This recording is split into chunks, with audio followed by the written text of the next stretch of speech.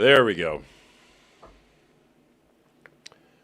Now we are live on YouTube, live on Twitch, momentarily, live on Instagram. I don't see anything on YouTube though. There we go. Come on.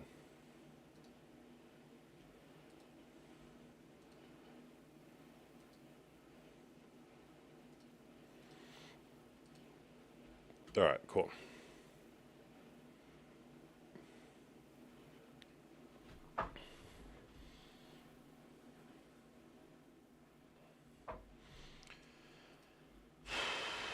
Now we'll go live.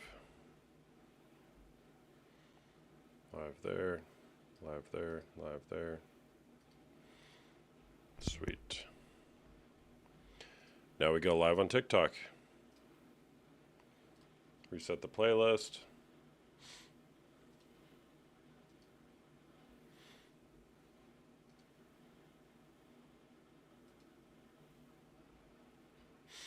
All right.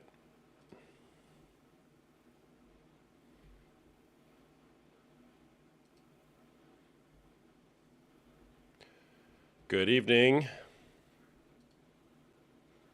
Welcome to my live, where we talk about porn, relationships, sex, all the things. Hello, Angela. How you doing? Hello, Angela. How you doing?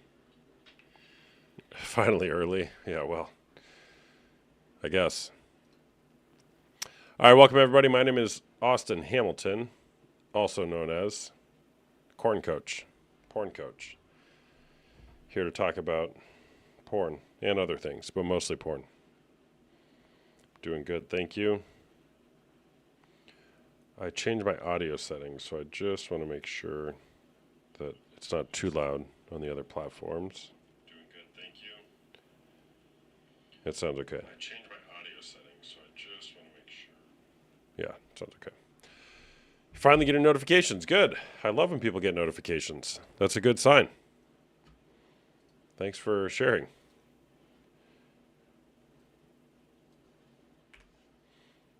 Thank you for letting me know.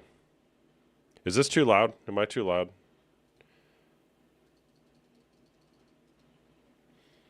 All right, 130 people here. Let's go. I feel like there should be more than that, but it's okay. We're just getting started. All right. I'll turn on the old multi-guest. Is porn cheating? You can come share your opinion, come share your story. You can debate, you can argue. You can talk about the election if you want. Just kidding. I mean, I guess you can, but conversation might not go very far. And if you want to request, go ahead and request. The box is there.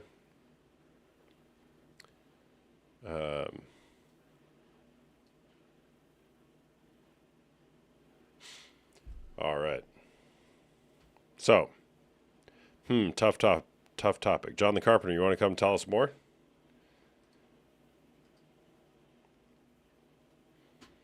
I am live on Twitch, YouTube, Instagram. Here we go. Dre, yo. Hey, bro. What's up? I don't even know who you are. Oh, sorry. I wasn't paying attention to Instagram. Who's Dre, yo? Well, what's up, Dre, yo? Feminists Against Pornography joined. Easy, corn equals bad. I think no, but in a way, yes, because you fantasize with other women or men. No thanks. I think it is if you're married. Like and share, people, if you like the live. John the Carpenter says no thanks.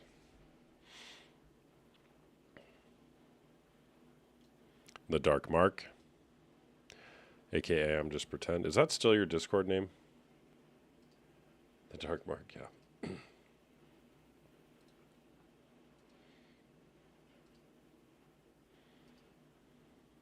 It's a rough topic to speak on. Yeah, well, we do it here all night. Wow, this is a small live. Is my run over? We only have 70 people here. Am I old news? Thank you for what you do. You're welcome, Jay. Jay to the hay. Are you familiar with Boulder Recovery for Porn Addiction? I am not. What is that? The New Times? It's Sunday. Is Sunday a slow day? Oh, there we are. 170. All right. We creeping back up there. Could I be? I don't know. It seems like it's ticking back up. Just keep liking and sharing, okay? Once we get some guests on, we'll get going. What do I think? I think that if you're in a committed monogamous relationship with another person and you've said something like, I love you and only you, I cherish you, mind, body, and soul till death do us part. I think if you deviate away from that, whether that's with somebody on a screen or otherwise, I think that by definition is cheating. It's going against the agreement. And can we just talk about this right here? I mean, you know when you get a little thing and you can't stop touching it? I've ruined my face. I need a dermatologist. Any dermatologists out there? Can you help me? All right. Don't touch it. I've been trying hard. I put Aquaphor on it, which I don't think is the right thing, but it just helps me not touch it. Now 8:29. Brandy, what's up? Let's go. Castor oil. What is castor oil? Somebody told me that about something else. It's like a rehab center for porn addiction. No, I haven't heard of that one, but the New Times, there's tons that are like that. All right, who wants to come on here? Who wants to request and come argue with me? Share your story. Share an opinion. Get coached, maybe. If you want to share whether you think porn is cheating or not, we are here for that. Mrs. Howard. Maybe I need to put my my other letters back. Here we go. Mrs. Howard. Hi there. How are you? All right, how are you? I'm doing good, thanks. What's up? Porn is not cheating. Come on. All right. Tell me more. How can porn be cheating? That would mean reading a magazine is cheating, Reading a right? magazine is cheating? Well, I said, if you think that way, then reading a magazine would be cheating. I'm having a dream about someone would be cheating. okay. Do you watch porn? How is that cheating? Yeah, every now and then, yeah, I watch porn. Are you in a relationship? Yes, I am. We watch it together sometimes. Okay. So how does it make you feel that your partner likes the way he feels when he watches another woman have sex? It doesn't bother me. Why would that Okay. bother me? Because in the end, if anybody looks at porn, in the end justifies the means. I'll say it like that. The end justifies the means. So the release that happens justifies how they got there? Yeah, he's not touching her. He's not. You know, people can dream about other people I'm not all the talking about dreaming. time. I'm talking about watching other people have sex while masturbating to it. Okay. Well, it's the same thing to me because if you put that person in your mind, once you see that, you can have that person in your mind without me even knowing it. What about like strip clubs? No, That's off the table? definitely off the table Why is that? because that's an in person, able to be in person and touch the other person. That's a no no. Okay, so if it's in Porn, person, yeah. in your point of view, it's cheating. But if it's looking through a glass wall, it's not cheating. Looking at it on a television, looking Okay. at a tape What if is it not was like cheating. what if it was looking like out the window at somebody and masturbating to that person? If it was out the window and you're looking at that person, I think that's kind of creepy. So I would say that was could be in my mind off limits. I thought you meant porn as in tapes and porn that's in television, porn that's in movies. Um, the other thing you're talking about, I don't consider that porn. I consider that being a creep. Looking out the Well, window at somebody, that's creepy. it can be two. It can be two things. So looking out the window at somebody is creepy, but looking at naked people in a magazine or on a video, that wouldn't be creepy in your point of view. No, that wouldn't be creepy. Because if you're looking at the window at someone like that, these people are get paid to do these things to excite people. But when you're getting excited your own by looking at someone, your neighbor or something, that's creepy. Okay. These What people are if getting paid to entertain you. The other people are just, no, that's some of them get creepy. paid? Yeah. What if they're watching hundreds or thousands of different people in magazines or videos? Is that creepy? Well, it's kind of overload. It's an overload for that person. But if that person is happy and their partner doesn't uh, feel offended by it, then I don't see a problem with it. If that's what Okay. he wants to do all day, I mean, does he have a job for heaven's sake? I don't know. Does he do anything else besides porn? Because then How he need help. how often do you and your partner watch porn? Maybe once or twice a month. Okay. And you do it together, you said? Sometimes, yeah. The Yeah. red box, red, whatever that thing is. Yeah. And if he does it behind my back, more power to him. If he needs to release himself that way, that's fine. As long as he's not like creeping around behind my back and seeing someone else. Now that's physical. Then that would be off limits. But watching porn doesn't bother me. It really doesn't. I Okay. don't think it bothers a lot of women. I don't think it bothers us. Do you what if you guys are like sitting on the couch together watching TV and you know there's an ad on with an attractive woman and he just starts masturbating? Would Oh, you right. You're making scenarios that are I am. like a Would you little see that bit as a problem? a little bit weird because out of respect What we are in a relationship, I got that. now if he starts masturbating, The only difference is how like he's presumably in the living room instead of the bedroom. yeah, I mean if I'm in the mood I may join in. It just depends. We're adults, right? We're adults. Yeah. Why wouldn't you, if you're start going off, you're like, okay, let's do this. Like why wouldn't you? In your relationship, do you have an expectation that your partner only have eyes for you? Oh God, hell, what the hell? That's immature. So you don't? No, Okay. I hope that he respects me enough to be respectful, but to say that a man has only eyes for a certain person, you're delusional. Well, you said you're married? No, we're not married. You're not married. Okay. What's your relationship status? 7 years. We've And been what are you, together your seven boyfriend, years. girlfriend? Yes. What does that mean? Like what defines a dating relationship for you? Just mutual respect for each other. Okay. So If he there's not goes an out, expectation that you guys only have eyes for one another? I hope not.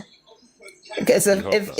if he no, because if he truly wanted to do something else, I hope I'm not holding him back from being happy by saying you need to be. And I think that's what's wrong with a lot of relationships. You can't hold someone hostage with words like that. That's a little much. So what if he wanted to go be physical with another woman? Behind my back or in front of my face. Either one. Well, if it's behind my back, I will never know it. So that's respect. So that's why a lot of men are, uh, go to prostitutes behind their married wives' back out of respect. I wouldn't know it. If And you if you did didn't something behind your if you wife, she wouldn't know it. and if you didn't know it, would you be okay with that? Hypothetically? I would Like be. it I like would what I'm have to hearing because I is you're wouldn't like know it. basically ignorance is bliss as long as I don't know then Yes. whatever. And that keeps a lot of marriages together. Hmm. Does it though? It does. Yeah. Because when she finds out, guess what's going to happen? She either's going to cry her ass, I'm sorry, cry her eyes out, rip the family apart, take her children, and get maybe cheated on by another guy. Well, right? Maybe, I don't know. Do you have kids Yes, I do. with him? No, no. First marriage, no. Got it. All right. Well, thanks for Yeah. sharing. Okay. All right. Take Bye bye. care. Bye. Bye bye. All right. We're off to the races, people. We are off to the races. Gentleman Growth Academy. Hey there. What's going on? Hey, what's up? Not much. What's going on? Yeah, I think it definitely is cheating. Okay. Have you been on here before? I have not, no. No. Okay. All right. So you do think it's cheating? Tell me more. Yeah, I was in a relationship in college, and from personal experience, it definitely takes away from the relationship. And I think it honestly, that was the main cause of killing the relationship. You were watching porn? Yeah. Okay. And then do you not watch porn anymore after that? I'm not perfect. I didn't ask if you were perfect. I asked if you watch porn. Sometimes, yeah. Do you think you have to be perfect to not watch porn? That's the goal, is to not watch it at all. Okay. What if the goal wasn't to not watch it? What if the goal was to start living into a more fulfilling life?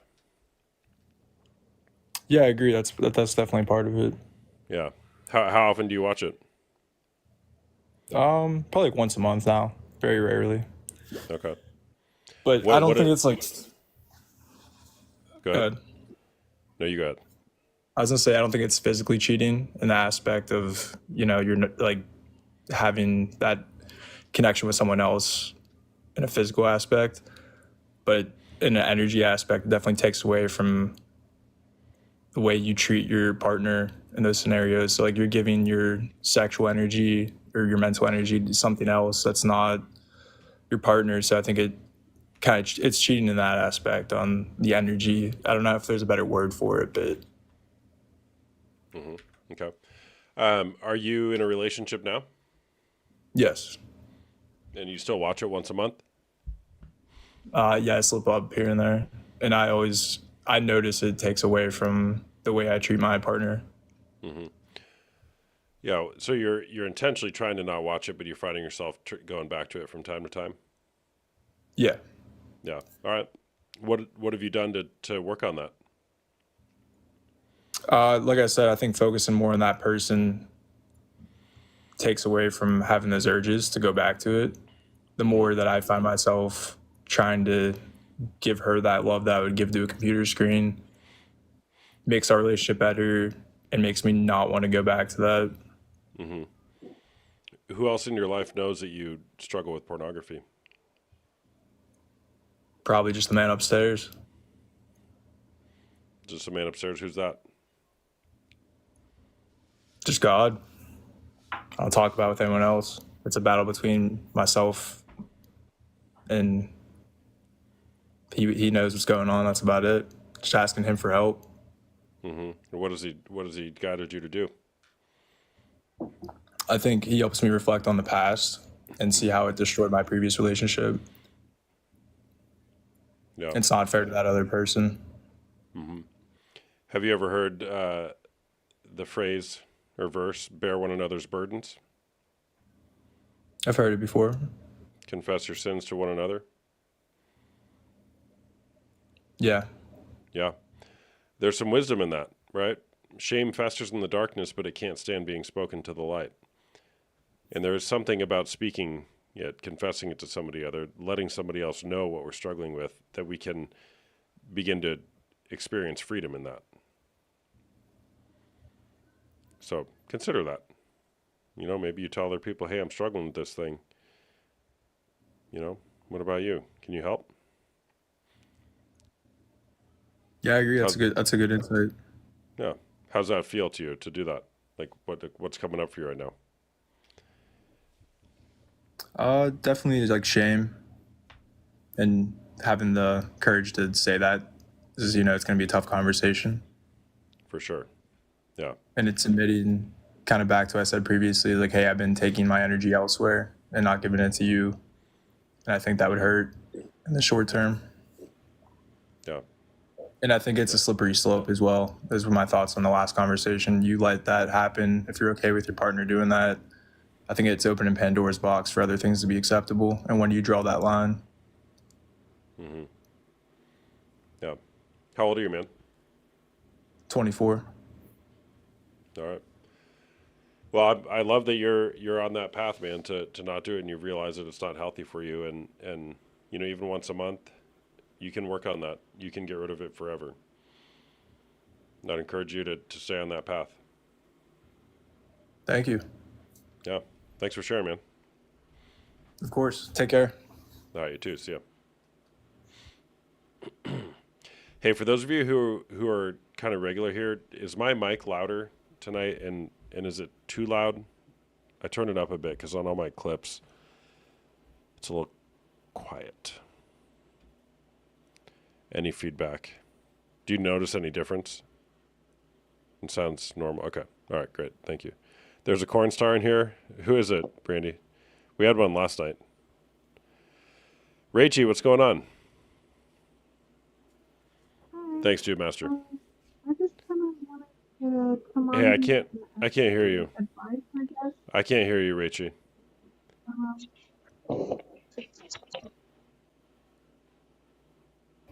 Can You you there? hear me now? Yeah, that's better. Okay, perfect. Sorry. I just wanted to come on here and I guess ask for some advice on a situation that I've been going through recently. My partner and I of about 2.5 years, we recently broke up because I basically found out that he had a serious addiction to porn, and it led to some other stuff that was really, really damaging. But it all stemmed from his porn addiction that I didn't know for a long time was as bad as it was. And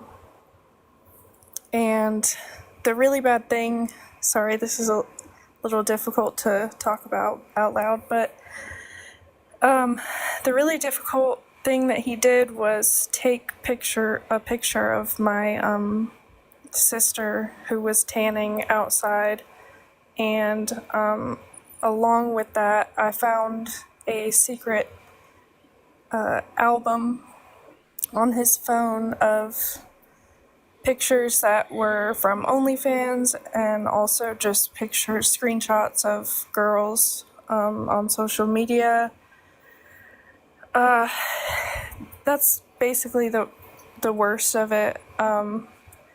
But long story short, he's recently went to a group therapy for sex addiction, and he's met with a therapist, and he has very openly talked about his addiction and how he didn't realize how bad it would hurt me and how bad it was. And I'm just wondering basically if there could ever be hope for us, or I guess that just depends on his progress.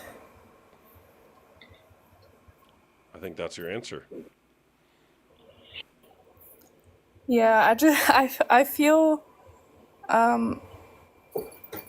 like the damage that has been done, I know it's hard to say right now, but I feel like it's always gonna affect us. Yeah. Well, first of all, that sucks. I'm sorry you're going through that. Thank A lot you. of a lot of tough stuff there. There's always hope. There's always hope. The question is, what are you up for? you basically said there's hope as long as I see him getting better. Okay, well, what does him getting better look like? And are you seeing that? And the reality is, too, is it's not going to go back to normal. It will never go back to normal. And you probably Yeah. don't want it to go back to normal, because normal was a person who was sneaking around, taking pictures of your sister, and doing other things. Do you want that normal back? No, definitely not. No, you don't want normal back. Normal sucked. It All right. What's that? Rachie?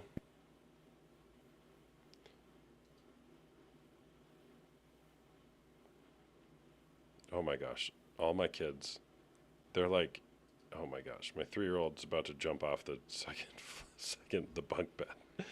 Jeez. Rachie, I've lost you. You can come back on here if you want to. I'm so Oh wait, you're back. yeah. That was actually funny enough. That was him calling, and I couldn't Put him figure on. out how to Get him on get here. the call to go.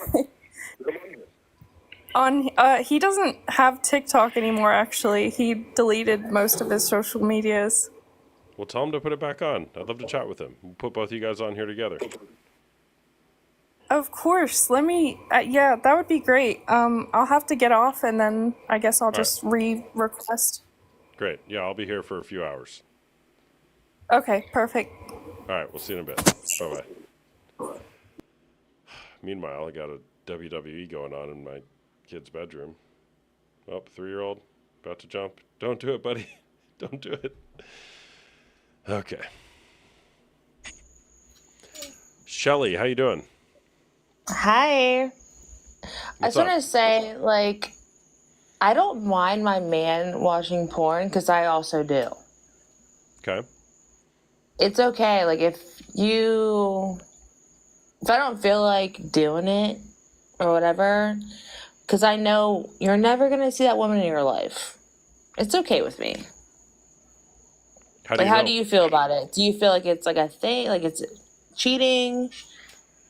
Well, I'm curious, like, how do you feel that your boyfriend or partner is, looking at another woman, watching her have sex, being aroused by it and masturbating I because do the with feelings him, that so he's I don't. having? Sometimes I do with him, so I don't care because I know he's still gonna come to bed with me. So I'm not Okay. insecure. So I think it's like more of like if you're insecure, because I'm part of like a stay-home mom group, and a lot of them like, oh my god, my man was watching porn, and I'm like, are you that insecure with your relationship? Like, it's not that serious So in your because point you'll of never view, meet if that woman. so in your point of view, if a woman doesn't like the fact that their husband or boyfriend is watching porn, that's insecure to you?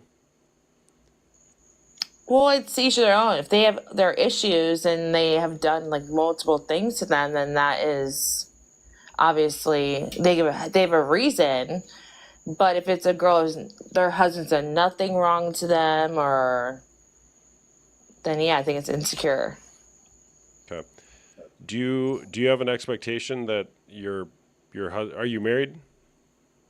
Been together since we're 11 years old. Not married. We don't want to get married. And you have kids together? Yes, 3. Okay. Do you have an expectation that he only have eyes for you and only be committed to you?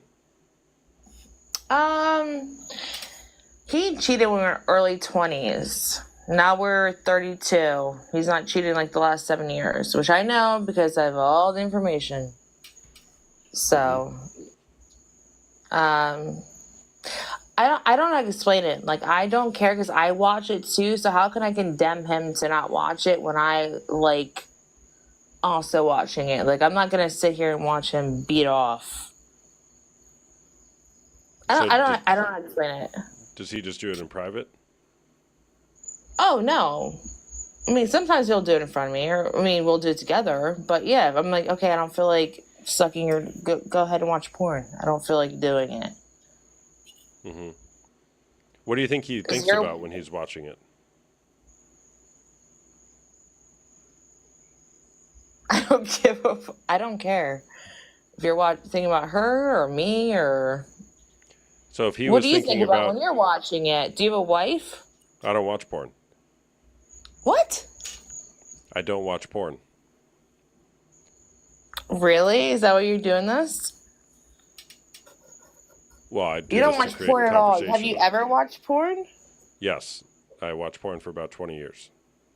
And then when I was Was it like a 32, thing you got when I was obsessed with? 32, I realized it was ruining my life. Took So me you a got while. obsessed with it a little bit? I watched it a decent amount. It also escalated into physical cheating, which oftentimes, porn use always escalates. Maybe not always into physical cheating, though it does often. So you feel like it ruins your relationships. That's why you're saying that. I feel like in many cases it does and can, particularly if there's an expectation for monogamy, meaning the two people in the relationship are only committed to one another. What But kind of porn are you watching? Just like girl and guy? Or are you watching like multiple people?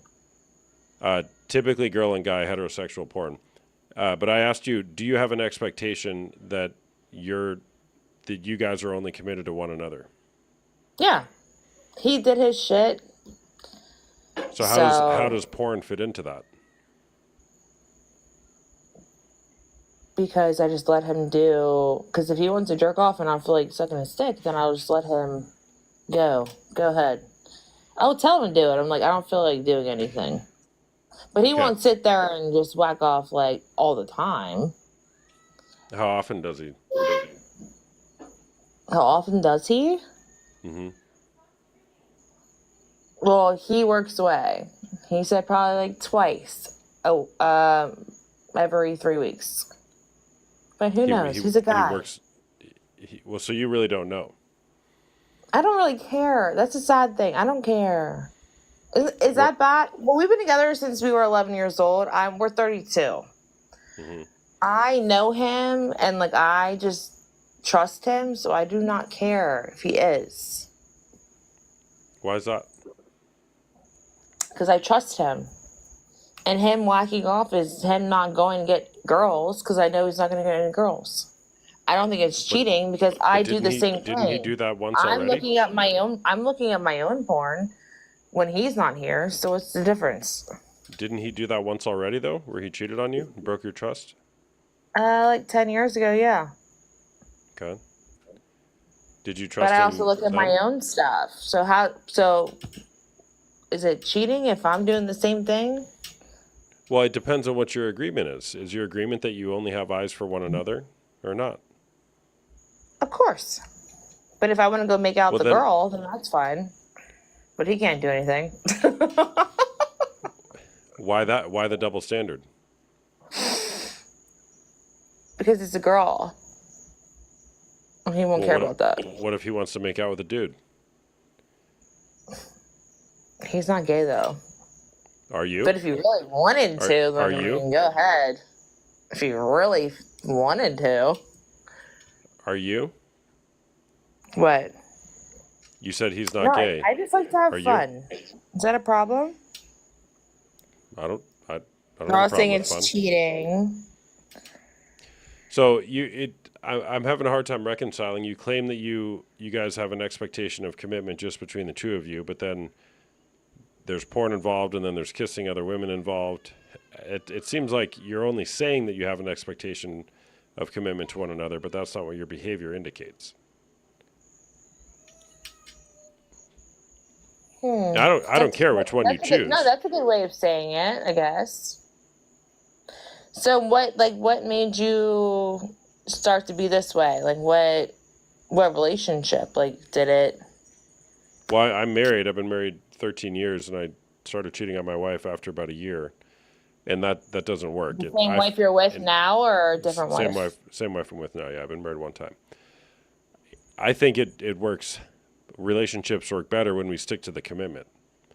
So if we're committed to one another, that's what we should strive to uphold. So you think that people should not watch porn at all? If they want to maintain faithful to their partner, I don't think they should watch porn. What if they're for 3 weeks 4 weeks at a time? Do you think that your wife should send you videos so you can do that, or you think that? Have you heard of masturbation? Do you know what that is? Yes. No, I have not. Okay. Well, did you know it's possible to masturbate without watching porn? Well, what about okay? So, say you worked 3 weeks, like 3 weeks away? Would you send stuff to your wife and she sends stuff to you, so she doesn't have to do any of that, or you think that's still Well, pornography? well, first of all, it's still pornography. Second, I would just wait 3 weeks. Like, is that so hard? Like, it's called self-control. When you have 3 kids and I whenever have three he's home, kids. but you can't even have sex with him even when he's here because you have kids. So Why? Why does having kids mean you can't have sex? because they're everywhere. Well, that's true. How old are your They're kids? always running in my room, and we cannot knock it on the door. How old are your kids?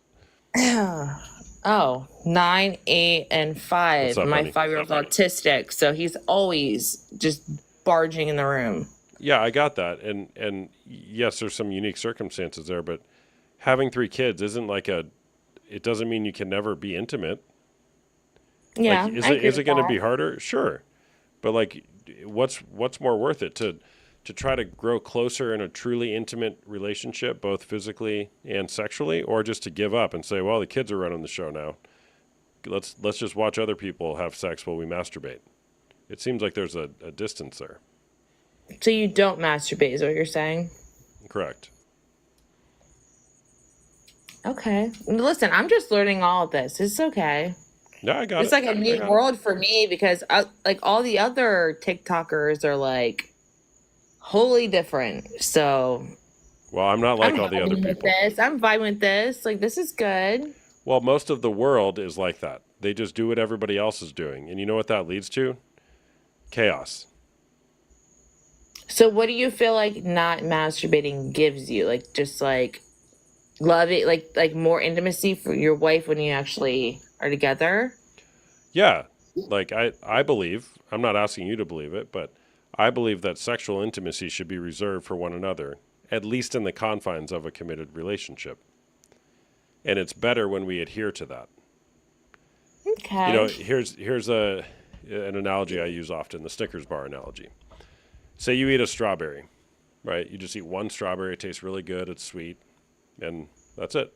It's a delightful experience to eat a strawberry. A good one, not like a bad one. But say you were to eat 100 Snickers bars. You know, you have all this fake stuff in a Snickers bar. It's synthetic, it is not real, it's chemicals made in a lab. Say you have 100 Snickers bars, and then you have a strawberry. The strawberry is going to taste like crap because the Snickers bar ruined your palate. That's very much like what pornography does. Pornography is synthetic sex. It is not real intimacy. So if you're used to using porn to get off, and then you go back and do the real thing, so to speak, it's just not going to feel the same. The whole experience is tainted. And so what we do in the Snickers bar analogy, we just eat more Snickers bars because it's easy. It's a quick fix. They're cheap. They're easy. Porn is cheap and easy. And it gets us further and further away from experiencing the real thing again. And oftentimes people get so stuck in the fake thing that they wouldn't even know the real thing if it hit them in the face. Yeah, because people think that when what they're watching is actually like how it's actually happening, but a lot of time it's fake. Well, That's a good 100, analogy. yeah, 100% of the time it's fake when you're watching it because it's on a screen. Like It's not they're real. really not coming that hard. Like it's Well, fake. sexual intimacy is intended to be between two consenting human beings that are physically together, not between one person and a chunk of metal with glass on top of it, also known as a phone. Sex is not supposed to be with metal and glass. It's supposed to be with a person, a whole person that And has a when soul. did you come to this analogy? Like, because you said you used to watch it. Like, when did you when you met your wife? When I was your age, when I was 32 years old. Oh, No, I thought you were like literally my age. No, I'm 39. Yeah, when my wife was pregnant with our daughter, and I realized watching porn and cheating is not a good way to be in an intimate relationship with a woman. and bringing a daughter into this world, I'm like, Austin, you're about to bring a woman into this world? You couldn't treat a woman nicely if your life depended on you, because I was so used to watching porn, which teaches you to objectify women. Mm-hmm. And I didn't want to be like that. I wanted to treat people with dignity, honor, and respect. Like you want your son to. Absolutely. I want my son to treat women with Yeah, dignity, so honor, and that's why, respect. yeah. And I want my daughter to demand, to posture herself in the world that she expect that from other men. Bless her heart. Yeah. My sweet little girl. Oh, what's her name? I'm not saying her name on here. Oh, okay, sorry. I'm sorry. Yeah, we are talking about a bad subject. Yeah, Sorry. that's okay. All right, well, thank you so much for your intelligence and your opinions. I appreciate it. Thanks for chatting, Shelly. Bye-bye. Bye-bye. Rachel's back. Rachel, is he there? Hi, no, unfortunately, he was calling me because he was about to go to bed, so he didn't feel up to getting on here, but... Why don't you tell him? Just be like, hey, some dude wants to talk to you about your porn habits. I'm sure that would have kept him up. no.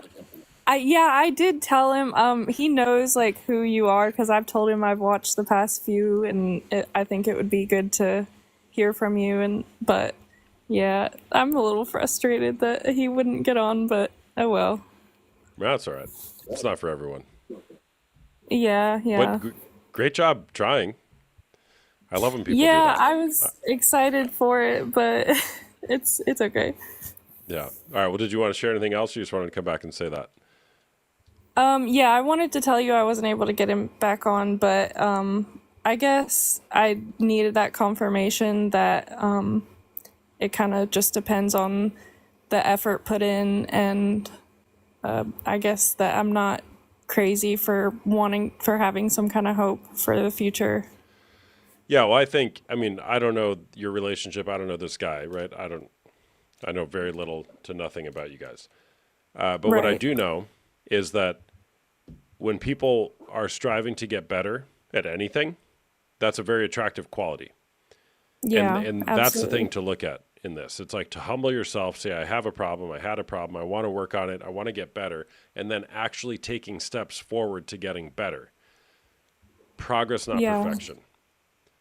Like, if this guy starts buying books and reading them, if he were to actually come on here, if he were to book a call with me, if he were to go see a therapist, you're like, oh my gosh, this person's actually doing something to get better. You'll stick around for that, I imagine. Yeah, absolutely. Right? But if he's doing nothing, then it's like, well, he's not going to he's not trying to make progress. And I would say, That's like, what look I'm at that. scared about. Yeah, and here's the thing is broaden that to other aspects of his life as well. Is he trying to improve himself in all areas of his life? Yeah. Nobody's perfect, but, it's where's his mindset at? Where's he going in life? Right.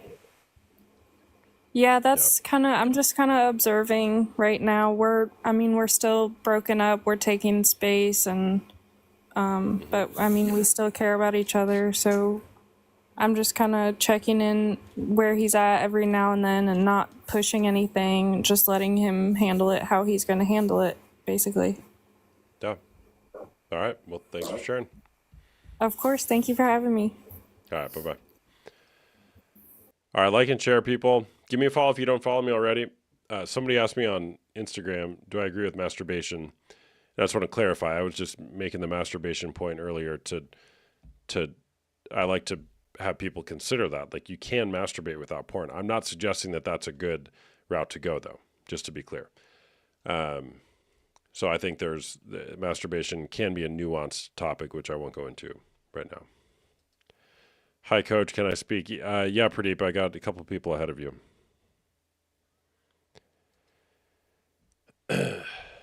You have a new issue? All right, well, hang tight. We'll get to you. Like and share, people. Let's get this to 20,000 likes, all right? We can do that in no time.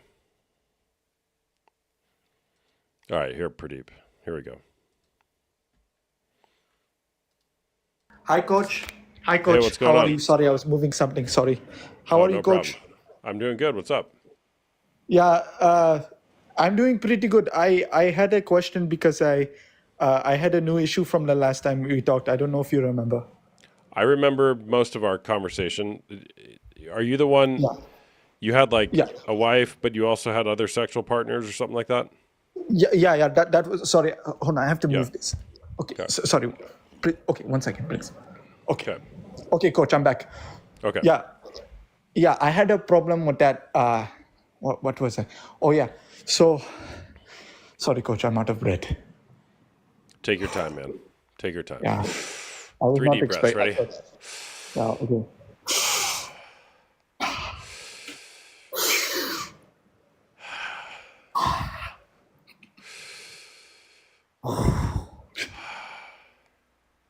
Coach, I can't take you serious when you do this, coach. Coach, you are wilding. All right. What's up? Okay, coach. I was going to say, yeah, lately I've been off my rocker, yeah. Okay.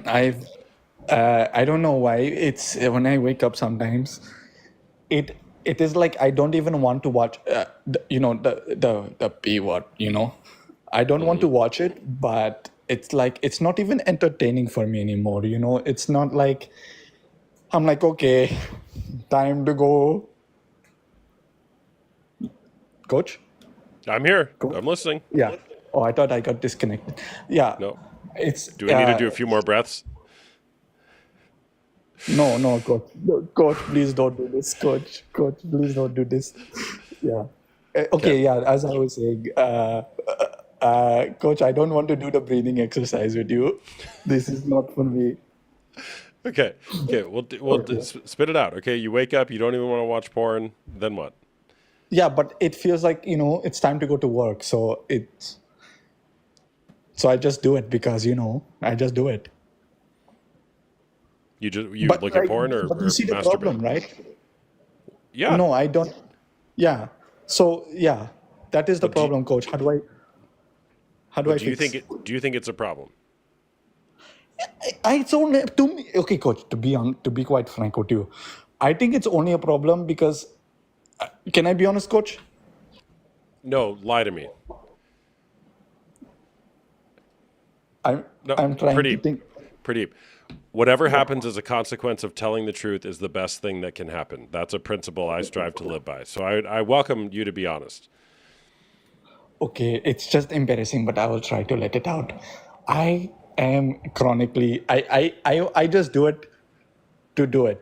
There's no like, oh, for me, it's like, okay, the goats are asleep, time to go. You know what I mean? Coach? Yeah, it's like that now. How do I fix? Yeah, well, so how long has this been going on for? How old are you? When did it start? 29, 6 months ago, at least. You you Give or started take. watching porn 6 months ago? No. That is how when I started feeling like this, coach.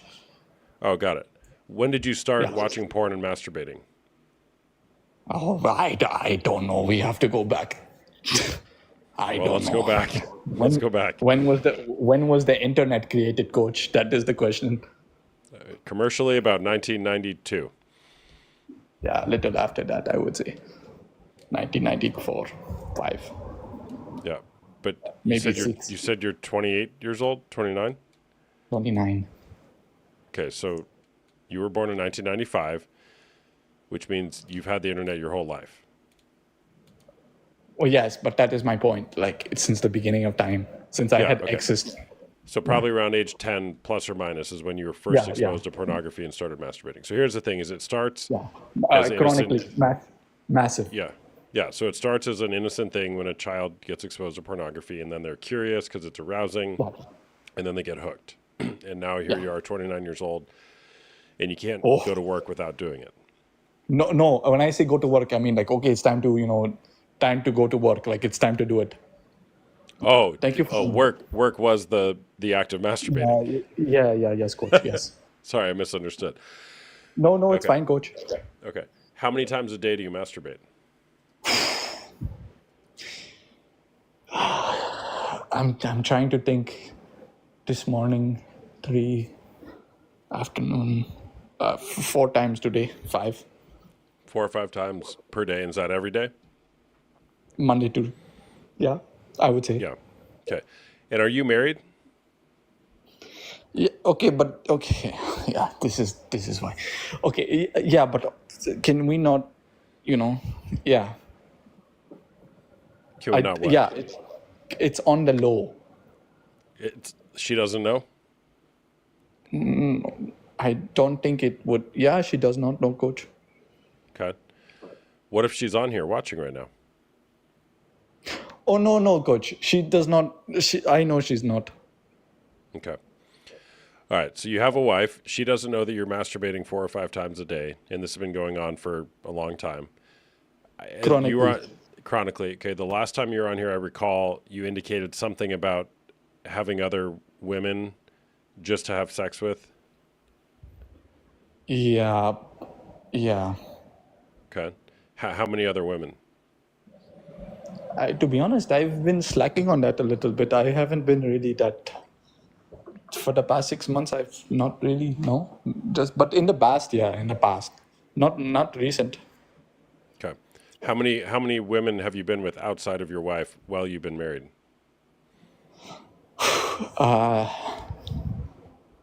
Okay, it's a little weird because what is okay? Two, but that is including a marriage. Yes, coach. Well, you were married. You were married to 2 people at once. Yes. So is Did they that considered? did they know about each other? Yeah, but that's yeah. Where do you live? Kolkata. Is that in India?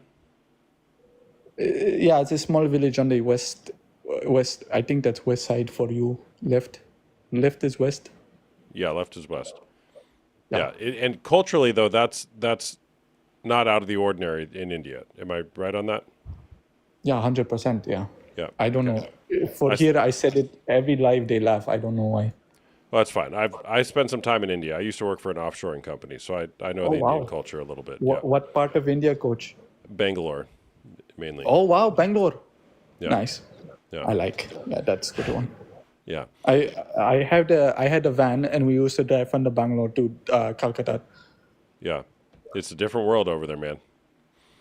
Bangalore, At least yes. from my point of view. Yeah. Have right. you ever been to the Mahanda? Sorry, good. No, I've only been to Bangalore. Oh, you have not been to the Mahandar village. So I'm trying to Mahandar. No. Mahandar. No. Just Bangalore. I worked for a large IT outsourcing company, so it was Bangalore, Hyderabad, Delhi, Oh, Hyderabad. Okay. Mumbai, Yeah. the usual suspects. Anyways, Oh, nice. Okay. we're getting off topic. All right, so you've been slacking at your cheating recently. Thank you for the chili. Yes. Yeah. Okay. What happened 6 months ago? Sorry, coach. Did you say cheating? You said you were slacking in the department of being with other women, Yeah. right? Yeah, Yeah. cheating. Do you view that as cheating on your wife? I don't think so. Okay. Sorry. Then you've been slacking at having sex with other women outside your marriage. Is that how you phrase that?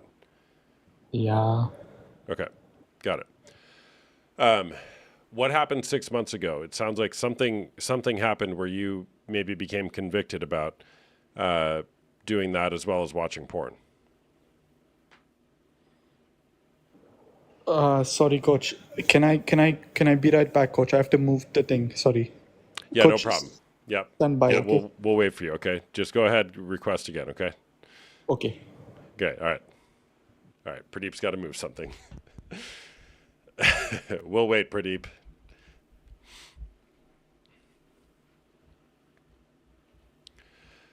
Jinx, what's going on? Oh my god. Hold on, give me 1 second. All right. Give me a follow if you guys don't follow me already. That kid, don't worry, it's all there will be clips, okay? All right, Jinx, what's going on?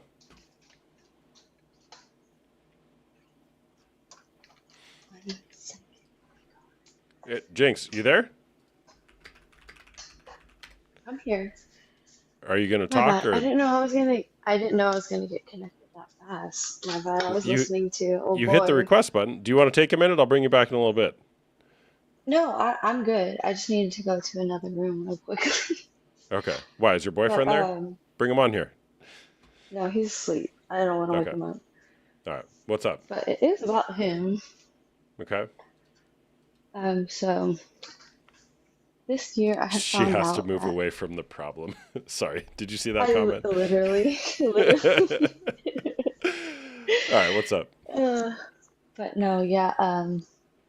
So this year I had found out that he had an OnlyFans through his Gmail, and that kind of fucked me up because like that's a little bit different from porn, because like you're paying for it at that point. How is it And different? I think it's different because you get to talk to and react to the porn stars, because like it wasn't she's having sex with another guy, it's her like masturbating and sending nudes. Okay. To Well, me, that's definitely cheating. were you okay with just porn use? I'm not okay with it. I think um, it would have been a little less hurtful if it were just porn and not OnlyFans. Okay. Like I don't know. I feel like Well, I am a little insecure. Like I'm not gonna fucking lie about that. I am a little insecure because I used to be an OnlyFans girl before I met him, and he okay. told me like that was a problem. I have to stop, and I cut it off. And then And he then started like I paying OnlyFans girls? exactly, Wake him up. Come on. Let's exactly. talk to him. I'm not gonna he doesn't like judgment from people, or like he I, doesn't I won't like judge him. counseling. No, I get that. Like I won't Did you judge hear him me either. talking to That's why Pradeep I'm just now? still with him. That guy was hilarious. That's what I'm saying. Bro, that's what I'm saying. But like he doesn't want anybody in our information. That's why like I had to move rooms because he doesn't like anybody knowing our business. And he Okay. doesn't believe in counseling. I'm a psych major, by the way. I have my bachelor's degree. And I know all the ins and outs. That's probably why I'm still with him because like I'm trying to fix him or whatever. But Yeah. Well, how's that working for you? I mean we're going step by step. He says that he's not paying for it anymore, but he won't let me look at his bank account, so I really don't know. Well, as a psych major, what would you tell yourself? Get the fuck out and run. Have you told yourself that before? I have. And I have. I just like why haven't you taken your own um advice? I'm not saying that that's the right advice, but what's stopping you? so I've been watching you for a couple of nights now. And there was this other girl that came on and she was saying that she'll just take whatever is less worse than the relationship before. Yeah, I know. And The couple I feel nights like ago, that's what yeah, she's with yeah. the guy who's in jail now. That one. Yeah, Hmm. that was fascinating. And I kind of resonated with her for a little bit. I was like, I definitely understand where she's coming from. Not from the jail perspective, but like just accepting what is less hurtful from the last relationship. Totally. And I mean, look at her case, right? It's like, as I recall, it kept getting worse and worse, or oftentimes it does. It just keeps getting worse and worse. But the Yeah. question is, what are you? How should you be treated?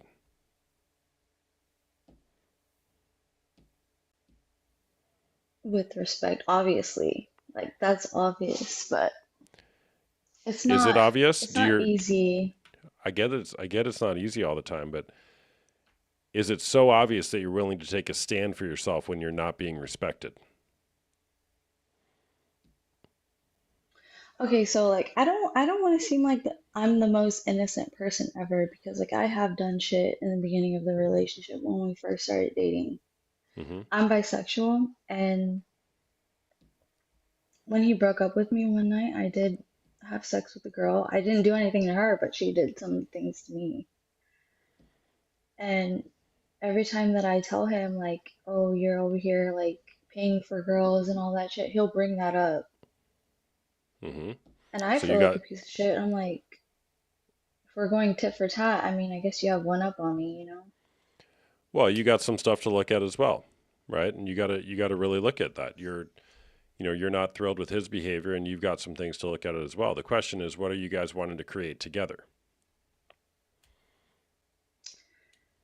I want to be married, honestly. Like, I'm not getting any younger. I want to get fucking married. He says that he wants to marry me if I'm doing good, but at the same time, like, I can only do so much. And Mm-hmm. he has to show me that he's not looking at that anymore because he made me fucking delete my shit when he's over here fucking looking at it and paying for it. And I had to find out. I told him about what I did. I came out and told him about it. I had to find out what he was doing. Mm-hmm. Like, I'm Mm-hmm. not over here fucking lying to him like he was lying to me. So, like, I don't know. I think it's a little bit different. He doesn't see it as different though. Well, I mean, you said it before. Like, you guys both have things to look at here, and you want to get married. Yeah.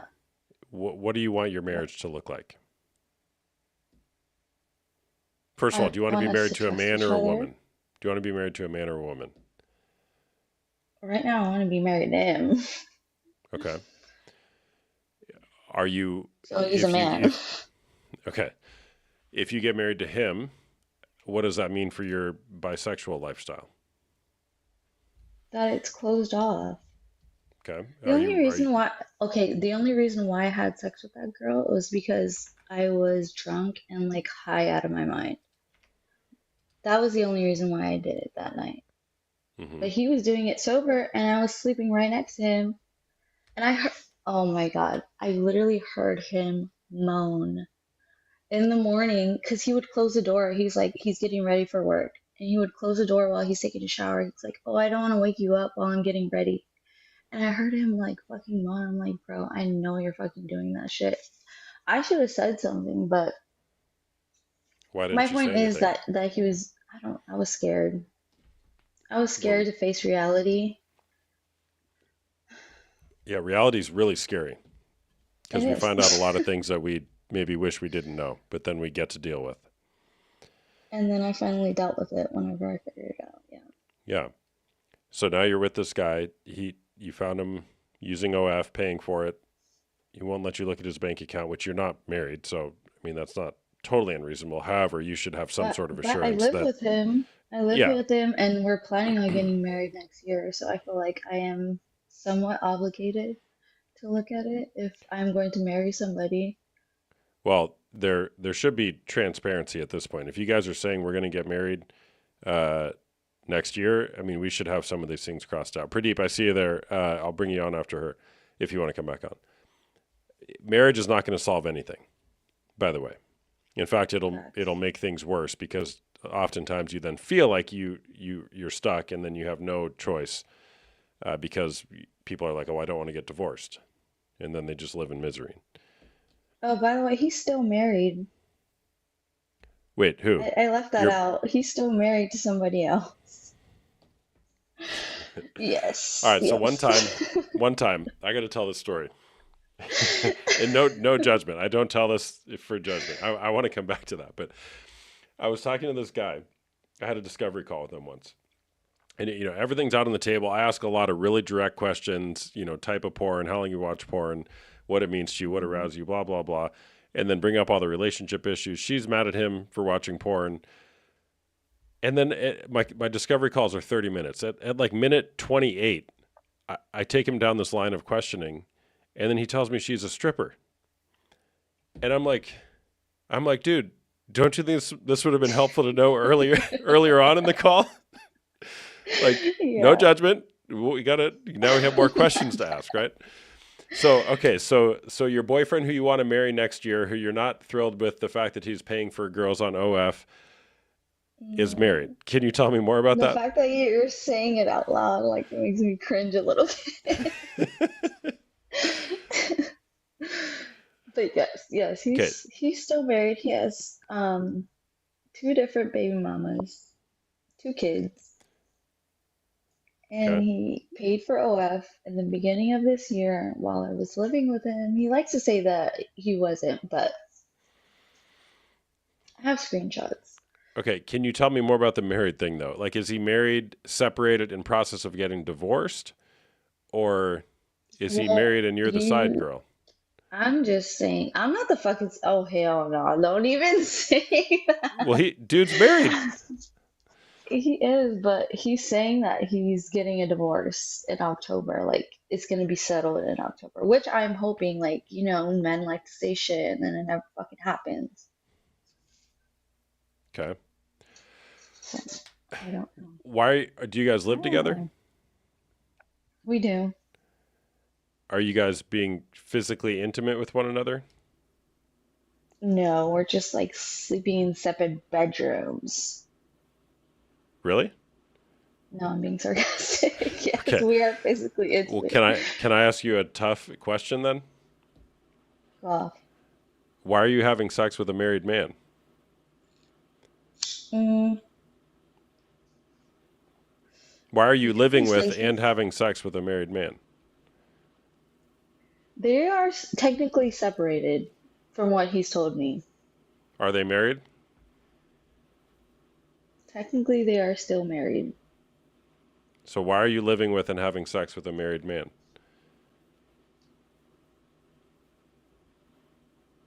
Mm, because she's not here, living in the house that he stays in. I have his location. I see where he's at all the time, but at the same time, that doesn't mean that he's cheating. What does cheating mean? Um, all of the above, like texting, giving your attention to somebody, which I don't fucking know. I don't have a camera on him all the time. But from what I know, that he comes home to me every night. He fucking pays all the bills and pays everything for me. Like, I don't work. I left that out too. Like, I don't work. I am a psych major. I haven't tried to find a job just because I'm But so fucking exhausted Jinx, from school. you're the affair partner currently. You think so? Based on the information you've given me that you're living with and sleeping with a married man, there's an affair happening and you're the affair partner. How am I the affair partner if he's legally married, but he's living here with me? And he only goes to work. He doesn't go anywhere else aside from work and then home. How are you not the affair partner if you're living with and sleeping with a married man? They're separated How long have you guys been together? a year.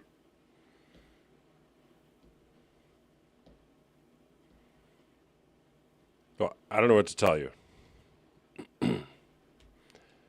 You think that I'm the other person? Oh my God, this made me cry. Because I Well, never even looked at it like that. okay.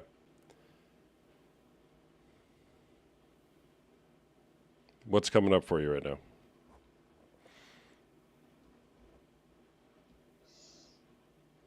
I would never want to be the other woman.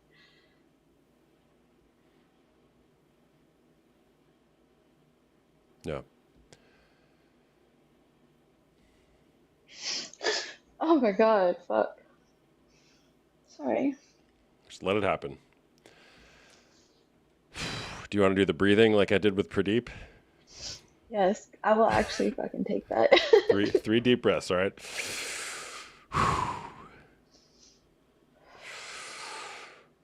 Pradeep, you still there? All right. When did they I understand that they're separated, okay? Mhm. I'm being a little technical on the whole marriage thing. I understand that there's separation and sure we can say there's some nuance and gray area there. Okay. And it is what it is, right? So like when did he and his current legal wife begin separating?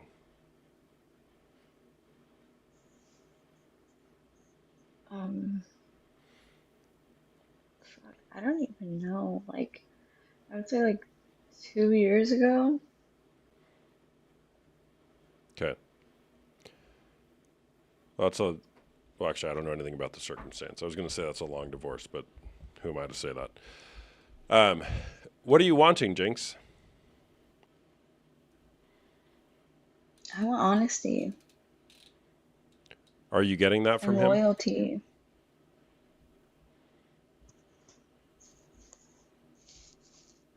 No.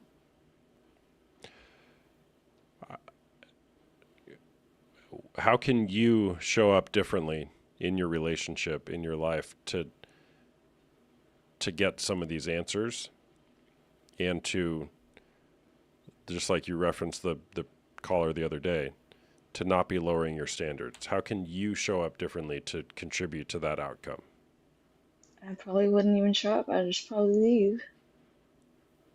Okay, that's one possibility.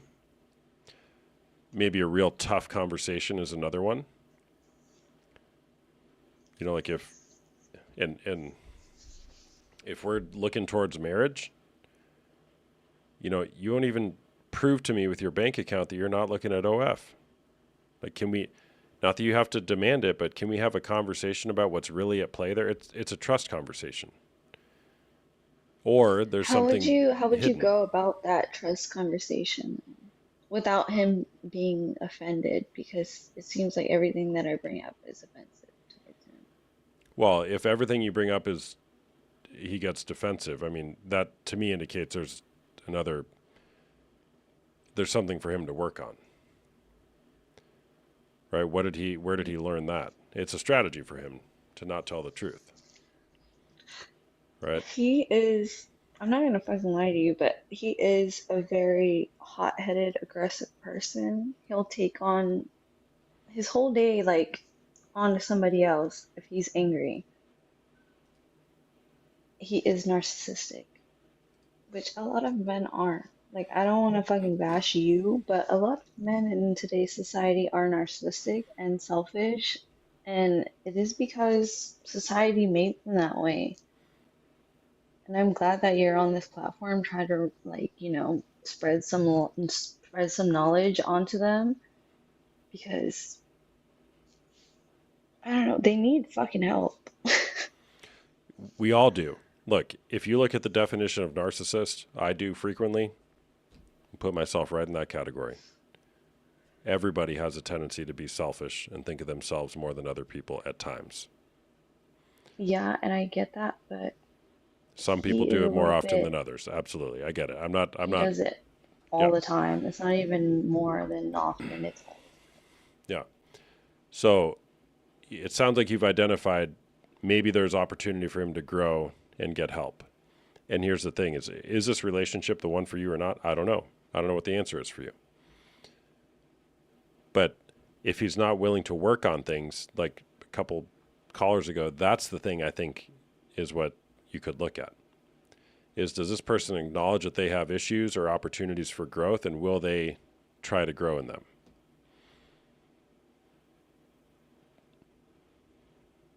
Because if you can't trust that he's not still paying for OF, how are you going to get married to him? Hmm. And you don't even know that he's actually going to get married or divorced in October. You think he might.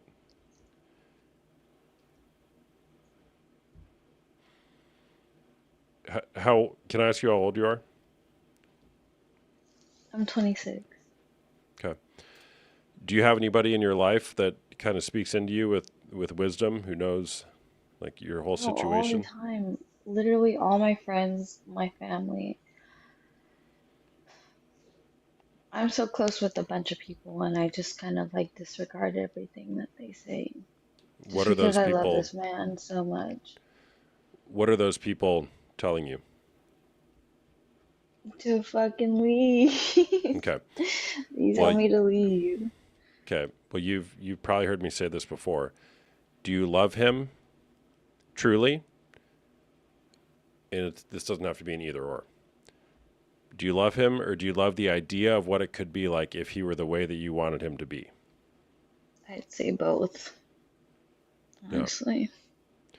And you can lose yourself in the latter of, if only he were all of these things, then I would truly love him. But you're not going to be 2 feet in if that's running in your subconscious. that you don't actually you don't fully trust him. Yeah.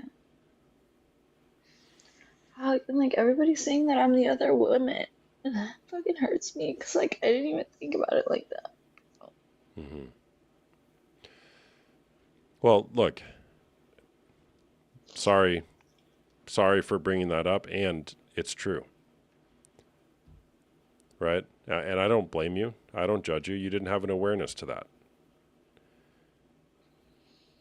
But now you can do something with it.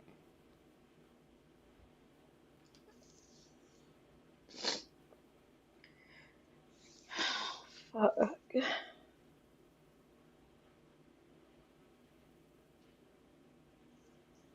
I think I just need to have a moment to myself. Thank you for having Yeah. me on, bro. Yeah, I thanks for sharing, respect Jinx. you. All right, thank you. Come back if you want to later. If not, totally fine. Thanks for sharing. All right, bye. All right, bye-bye. 3 deep breaths for Jinx. Should I turn this into like a somatic breathing experience as well? Thank you for sharing, Jinx. A lot for you to think about. You did some great work there. All right. I need to argue with a man. That always gets me going.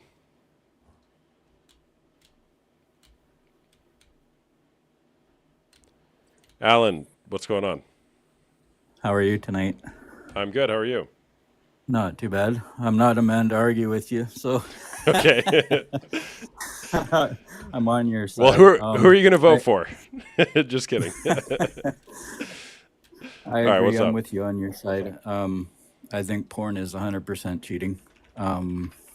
I was raised by my mom, so I had a lot of respect for women. And with my ex-wife, I was married for 19 years and found out that she had cheated on me 7 times in that 19 years we were together. And there was never once that I thought of going outside the marriage or anything with her doing those kind of things. And so I left her because she's with the guy she's cheated on me with. 7 different people So or one person 7 times? 7 different people in the 19 years. Wow. Yeah. And And did you know about them over the course of the marriage, or you found it all at once at there's the some end? of them I knew. There is some of them I knew, and then the last one I had a gut feeling that she was cheating on me. Yeah. Sorry, with man. me. So, yeah. And then so I left her, and then I'm with my new partner now. We've been together for 8 years, and my view is, if you're looking at somebody inappropriate or masturbating or anything like that when you're in a committed relationship, I think is being disrespectful to your partner. Also, not being faithful to each other in a committed relationship. I think looking at your partner should be the only reason, and not looking, like you said, through a screen or going to a strip club or anything like that. You should be just looking at that partner you're with. Yeah. Yeah. Yeah, well, that's a lot, man. Did with your current wife, I mean, how are things for you guys now? Where she's on board with me, we both have respect for each other. She, with her past relationships too, she had a couple of bad experiences as well. So it's nice to finally be in a committed relationship where we're both on the same page and both respect each other, and both have the same views with pornography and stuff. Would you have you followed me for a while, or have you been on my lives before? I actually just started following you maybe 2 weeks ago, but I've come on your lives and just listened and stuff, and Okay. it's Yeah, my yeah. first No, time ever coming up on a live, so it's yeah, kind no of problem. nerve No wracking, problem. but Yeah, well, it's because we hear from a lot of women who have been cheated on. Very rarely from a man. At least with physical cheating. yeah. Could you just put some words to your experience, like what you felt being betrayed in that way? Um, I felt pretty much dishonored, disrespected. Felt like I couldn't, like I wasn't able to. How do I say this? Just felt like I take marriage seriously, or if you're in a committed relationship, like it's the two of you and only the two of you, and that's the way it should be. And when I found out that she cheated on me 7 different times, and the last, or the second to last person that she cheated on me with got pregnant and had a kid, and I chose to raise that daughter as my own child, Wow. and I stuck through it for those years because I was never raised with a dad, and I wanted my kids to have a father figure around. So for me, it was mostly being there for my kids. And with my ex-wife, it was a roommate situation for most of the 19 years that we were together. Wow. Yeah. But I felt very, I don't know, I guess disrespected, and felt like I wasn't good enough. What did I do wrong in the situations and stuff? But Yeah. yeah. What, you know, I always say, like, porn and sex addiction is not a porn and sex problem. It's a how you deal with life problem. There's always a reason why people watch porn, a reason why they have an affair. Yeah. What was going on for her, to your knowledge? I mean, that, where she had 7 affairs. I think she likes male attention. So anything that pretty much another male that would talk to her, interact with her, she would automatically cling to that person. Like she wasn't committed to just one person. She was always, as soon as a male attraction or somebody was talking to her, she'd lean that way in the relationship. So, and the thing is too, is like my mom at the time, we knew when she'd be cheating because she would dress herself up, put makeup on and stuff like that when she normally just wore like regular clothes and stuff like that. So it was a way of her to impress the males, I guess, per se. Yeah. So, yeah. So I Yes. don't know what her addiction is or anything like that. Like I don't know if she obviously has an addiction to cheating and stuff like that and male attention outside of the relationship, but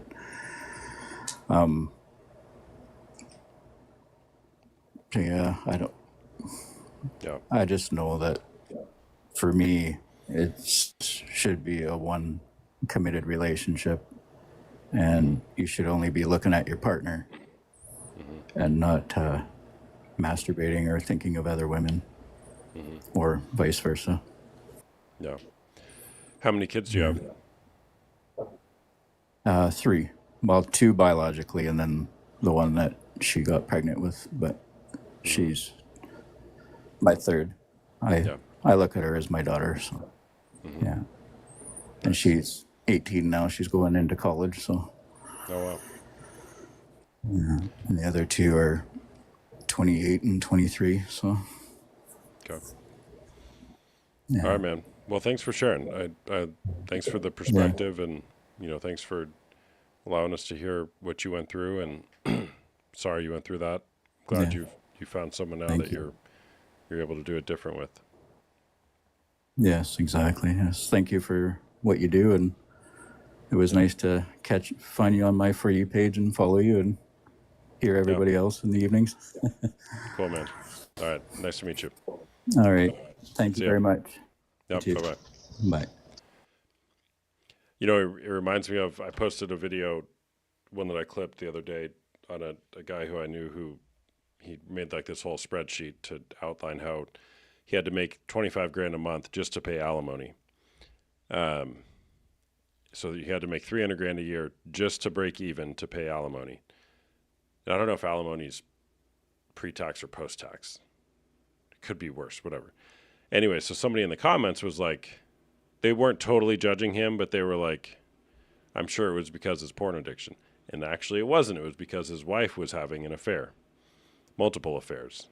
And due to the way that the laws work in his state, he still had to pay all that alimony.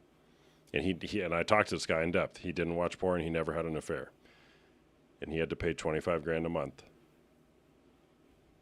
for however long it was, 10 years or something like that. All right. So it does go both ways.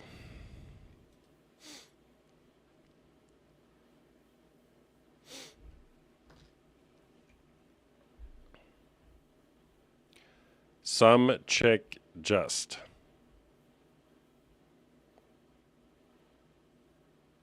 Yeah, where's Pradeep? Pradeep, you back? I love how Pradeep is like, he's my coach. We'll get him on here again. All right, some chick just not here.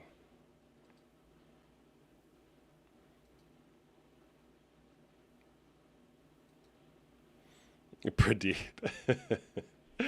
Oh, Pradeep.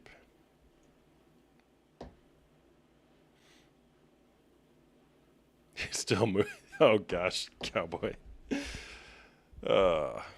Carolyn. No Carolyn.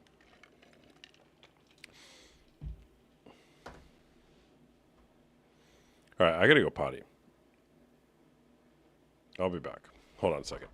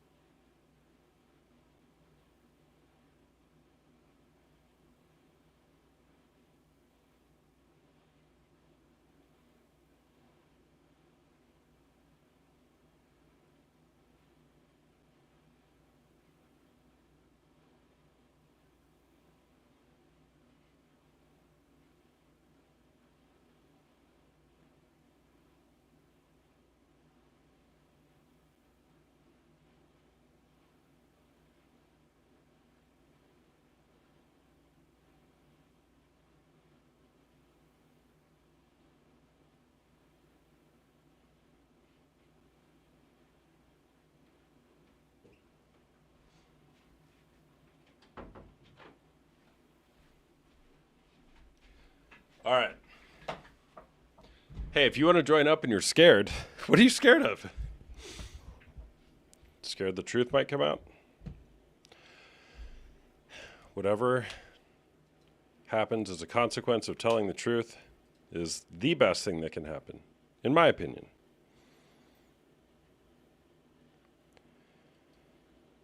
All right.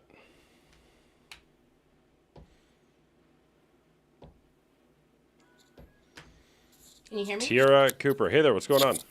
Hey, okay, give me just a second. I gotta get up Cassie and the babies now. All right, we'll wait. No problem. Yeah, because if I don't get him together, I won't be able to talk to you. Ooh. All right, I'm gonna take a breath.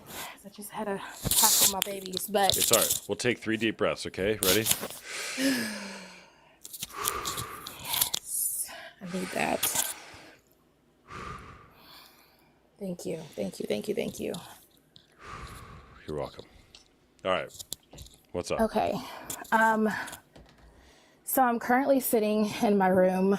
My husband is outside. So I don't know how long I'm going to be able to really speak for without him hearing things and getting upset and possibly trying to ruin my conversation. Okay. I don't really have a lot of people to speak with usually. So this is kind of like I'm shaking a little bit. All right, let me just tell you, first of all, I have resources for you. If you want to schedule an appointment with me or one of my other coaches, go to the link in my bio, okay? Okay, I definitely will. I've actually been watching your streams for quite a while, and I mean, the people in here talking about what they go through musters up courage for me to try to get help or talk or do something different than what I've been doing for 10 years.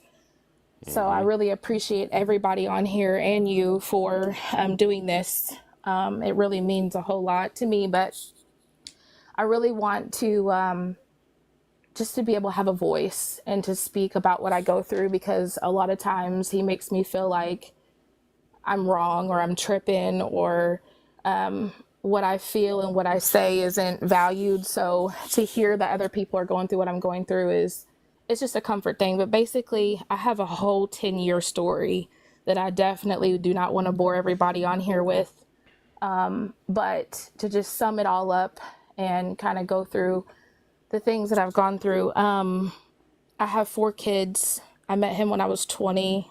Before I met him, I was in an abusive relationship, so I wasn't even healed from that. I met that guy when I was 17 and got out of that when I was 20. I literally met him months after leaving one relationship to the next. He was different. He made me feel comfortable. He was the opposite of what I had previous, so I felt like he was somebody that I wanted to give a chance.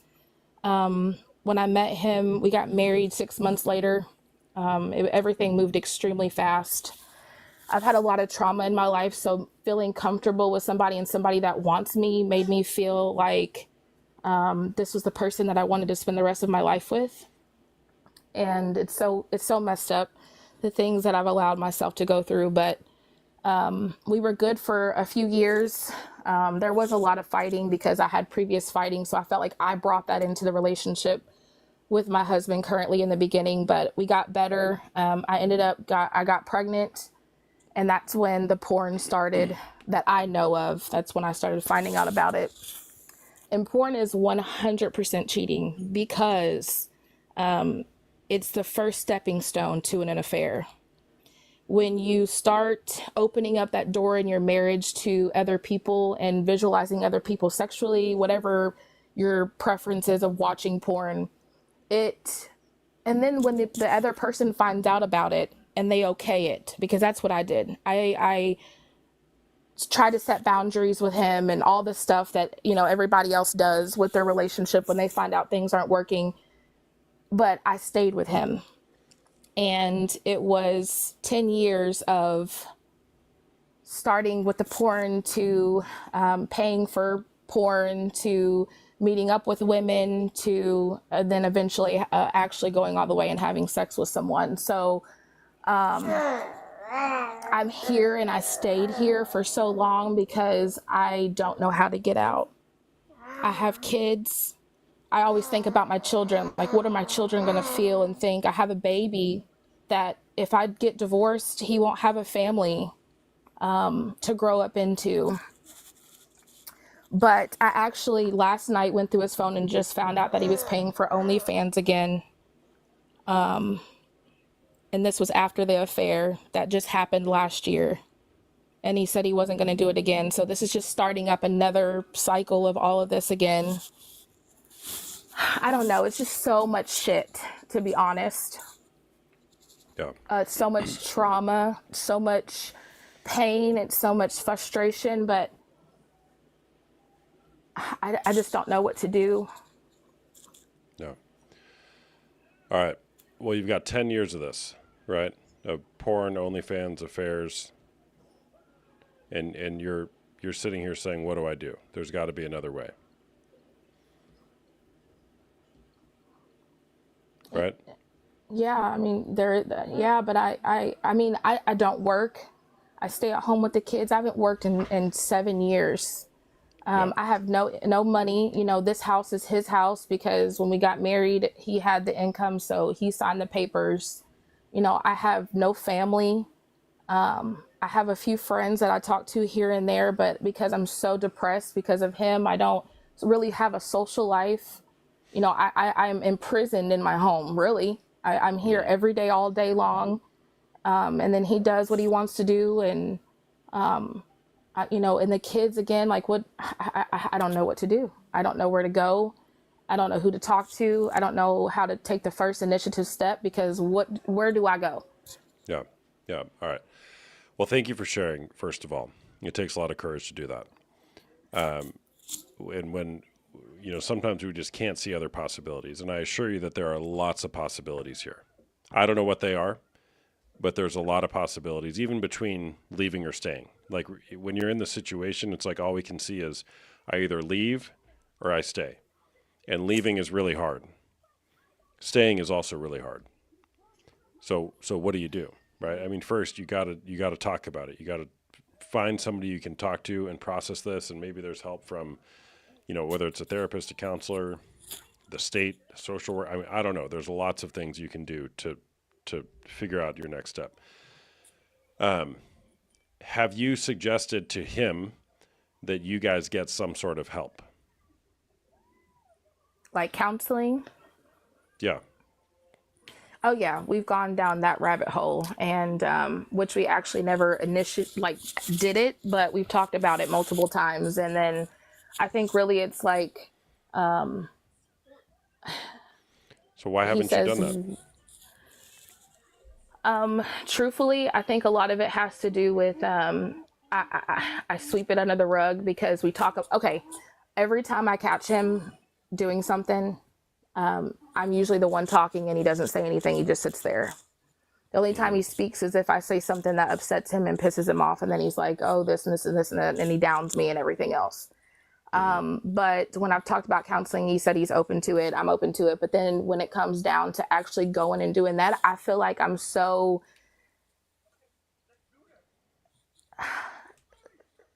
I don't know. I can't even describe why.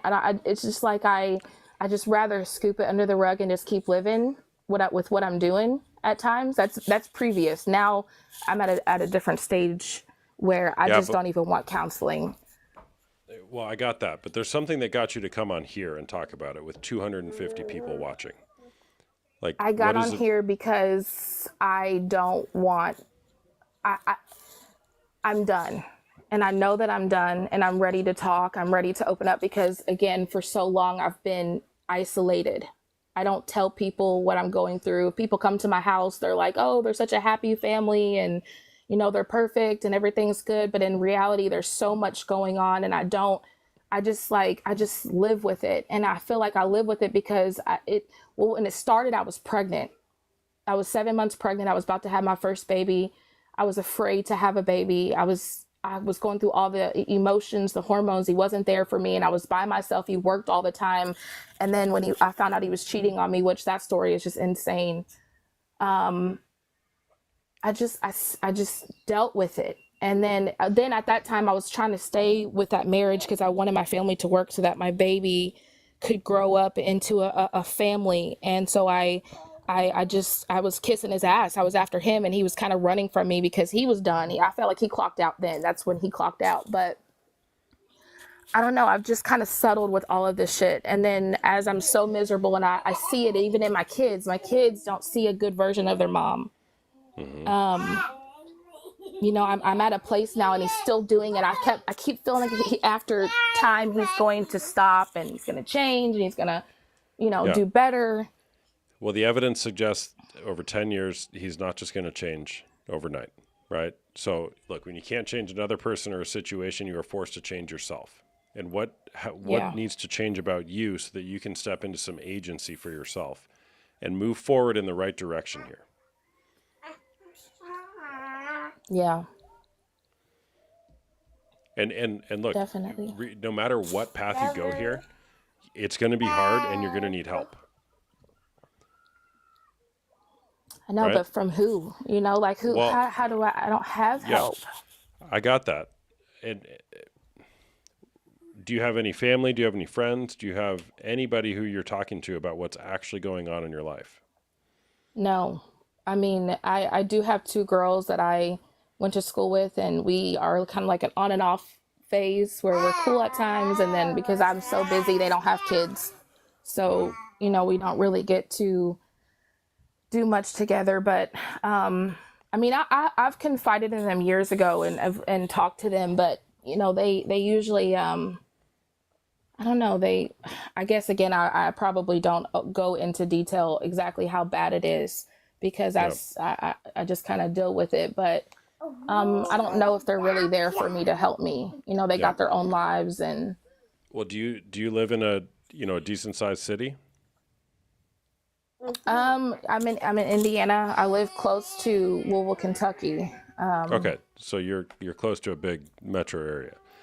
I mean, what about, look, I don't know what the exact step is for you, but what if it's just going and talking to a counselor or a therapist, whether he'll come with you or not? Just, hey, I need Yeah. some help. I don't really know what to do. Can someone just sit with me for an hour and hear about my situation? And maybe there's other resources in your local geography that you're not aware of. And you can at least start talking to somebody about what's really going on. Look, I'm being sensitive of your situation, also, especially what you just said, that basically you're like, I got to go as soon as this guy walks in the door. Okay, so I don't really want to go down a path with you Right. about asking about a lot of specific stuff, okay? Yeah. But something here, what I'm hearing from you is somebody who desperately wants something to change.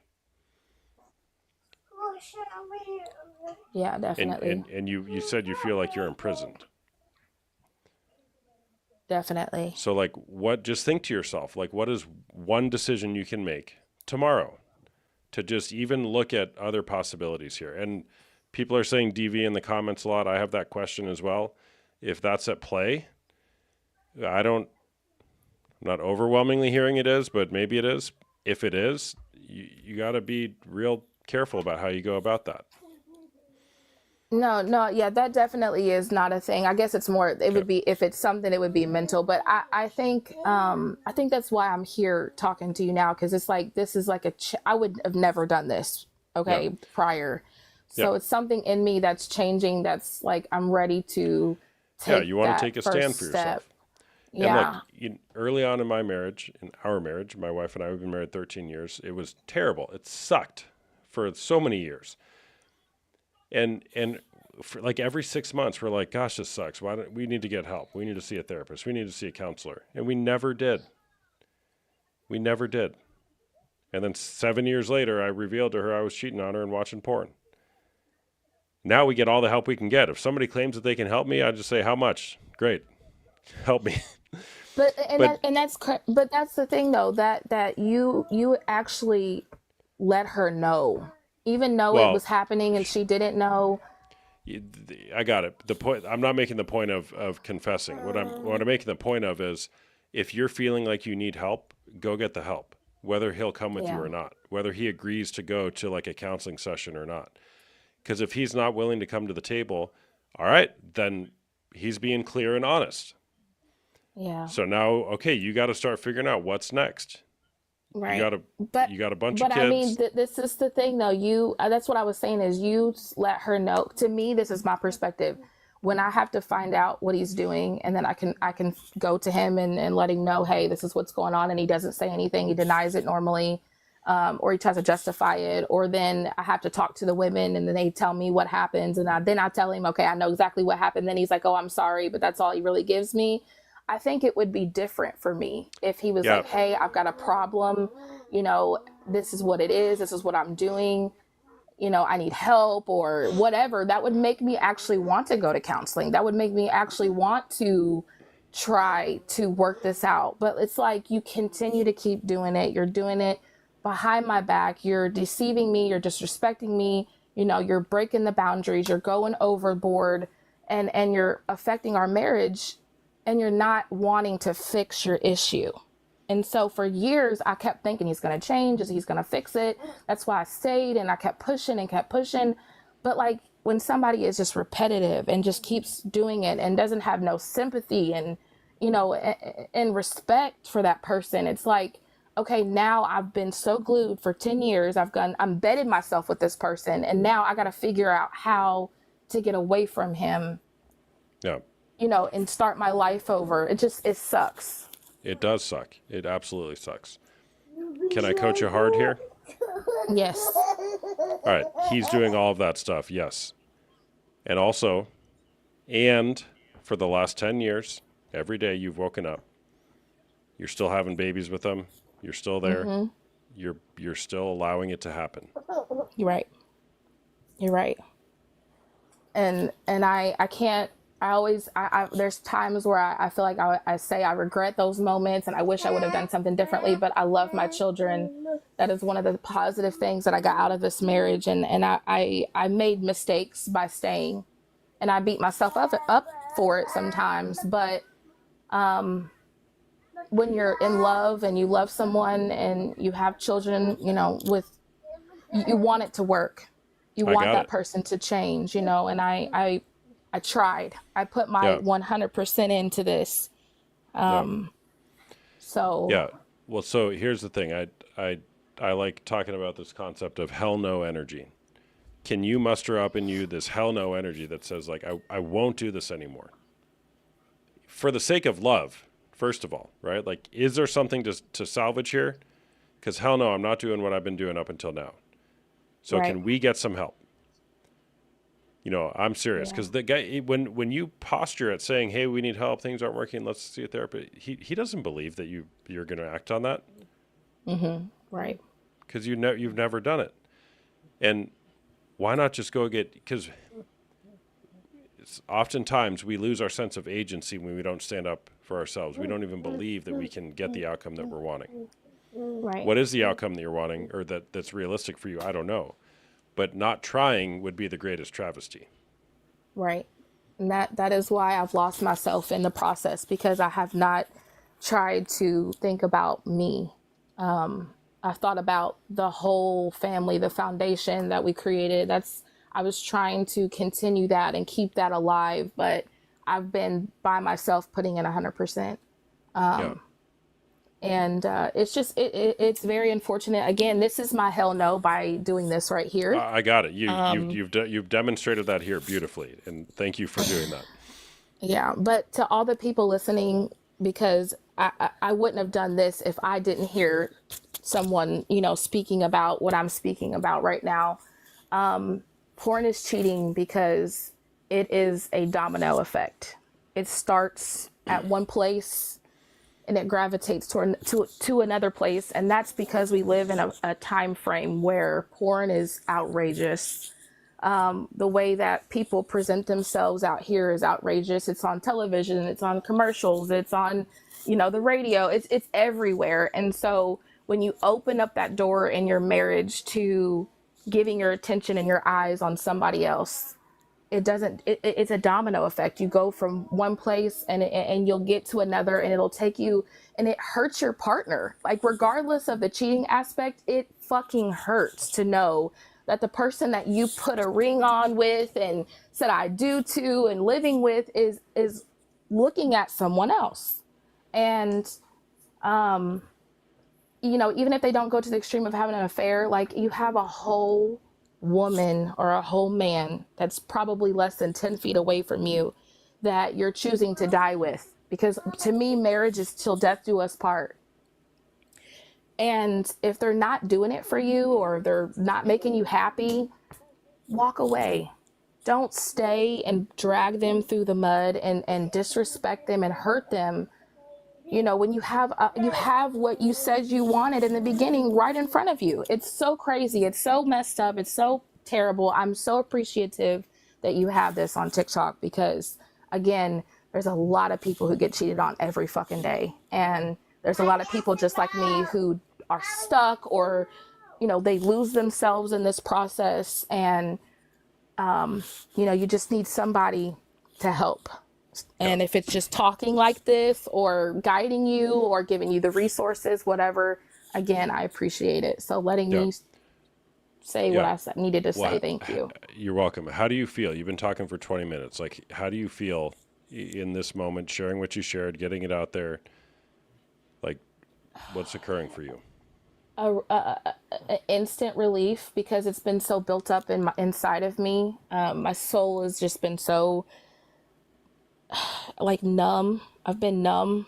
I'm a crier, but I can feel right now when I talk, because I'm letting it out. Somebody's listening to me. And I also like that who I'm talking to agrees.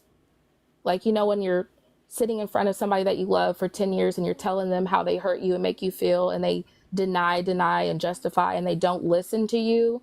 you lose yourself. So when I'm talking to you about what I'm going through and you're like, yeah, I hear you, yeah, that I agree with you. It feels so good. Like I feel relieved. This is just, again, I'm there. I'm at my first stepping point. So Yeah, yeah, you are. All right, so here's the thing: what you did here is an act of courage. All right, and this I think is like the first step or the next step in your journey. What I would encourage you to do is look at the possibilities between staying and living how you've been living and the worst case scenario that leaving might entail that you've gotten drawn up in your head. There's tons of possibilities in here, whether that's creating boundaries and sticking to them, seeing a therapist or a counselor, finding a community that can support you, taking some sort of action. Like it's just all about the next best step. And I would yeah, encourage you to just think about that. What's the next best step I need to take today? right. My experience working with men too, myself included, generally speaking, I'm not speaking for your partner, I don't know him, but they don't want to be doing the things that they're doing. They actually want to treat their partner better. They just don't know how, or they're in too deep and they're afraid to swallow their pride and admit they were wrong, but they actually want to be better. And so what if creating a strong, stern boundary and getting him to the table, leading him to water, you can't make him drink, but what if that would be the most loving thing you could do for yourself and your family? At least you'd have more Yeah. clarity on where he's really at. I mean, I can't hear you. No, you're back. so when I set the can you hear me now? No, I can, yeah. Okay, sorry. When I set the boundaries in the beginning, when I first found out everything that was going on, my boundaries was, if you continue to keep doing these things, I'm out. That was just it. That was like, I'm not okay with the Real porn. quick, Tara, hold on one second. Are you okay if my friend Sherry speaks to you as well? She was on here the other night. Yeah, and she does definitely, similar. definitely. Okay. All Hi, right, go ahead, Tara. Hi. Finish your thought, Tara. So that's what, like, when I first found out everything that was going on, I was like, if you're going to continue to do this, I'm done. I'm out. I'm not okay with this. To him, it was just porn. To me, it's not. So there had to be some type of an understanding for him on his side, because if you do not realize that what you're doing is something wrong for me, you're never going to change. And so that was what I felt like I tried to work on with him for a long time. Like, you're hurting me, you're downing me, you're lowering my self-esteem. I feel like I'm not enough. I'm saying all these things that he's making me feel, and so then he would like, okay, I'm sorry, I'm done, I'm not going to do it anymore. But actually, I take that back. In the very, very beginning, I was okay with if it's just porn, like Pornhub, X videos, if you're just watching regular old basic old porn and you're scrolling through and you find a video you like and you get off to it and then you go about your business, whatever. But when you take it to the degree of going to their link tree and you're going to their social media platforms, and you're going to their OnlyFans and then you're writing them, that's I'm not okay with that, because in the beginning, there's times where I've watched porn, so we had an understanding, okay, this is what is okay and this is what's not okay. And then every time it would always be more than what we discussed and what we talked about. And then he would say he wasn't going to do it again. I mean, I've had these same conversations and I've gone through the crying, the mad, the angry, the promising, the trusting, I've done it all. Yeah. So Yeah, and I don't here you are. I don't think it's going to change. I mean, again, he actually went and had sex with somebody else last year, multiple times. And how old's your baby? My baby is 1. So, Okay. Can we, Sherry, what do you want to offer? Hey, sorry, I've tried to get on my professional account, but it's not letting me go live. So it probably thinks I'm a bot because the account is so new. But That's okay. anyway, there's that. Tiara, first of all, I want to say, I really admire your courage coming on here. It is such a terrifying thing to just be, so vulnerable like that and just open up your very, just hurtful business to everybody. absolutely. I'm a psychologist in Kansas City, actually. And you can see the comments kind of going one by one: girl, bye, leave, girl, run, girl, blah blah blah. But I also know that intense fear as a mother and a wife, and as somebody that just doesn't want to break up a family. It's so easy to say to somebody in your situation, "Oh, get out, leave, run."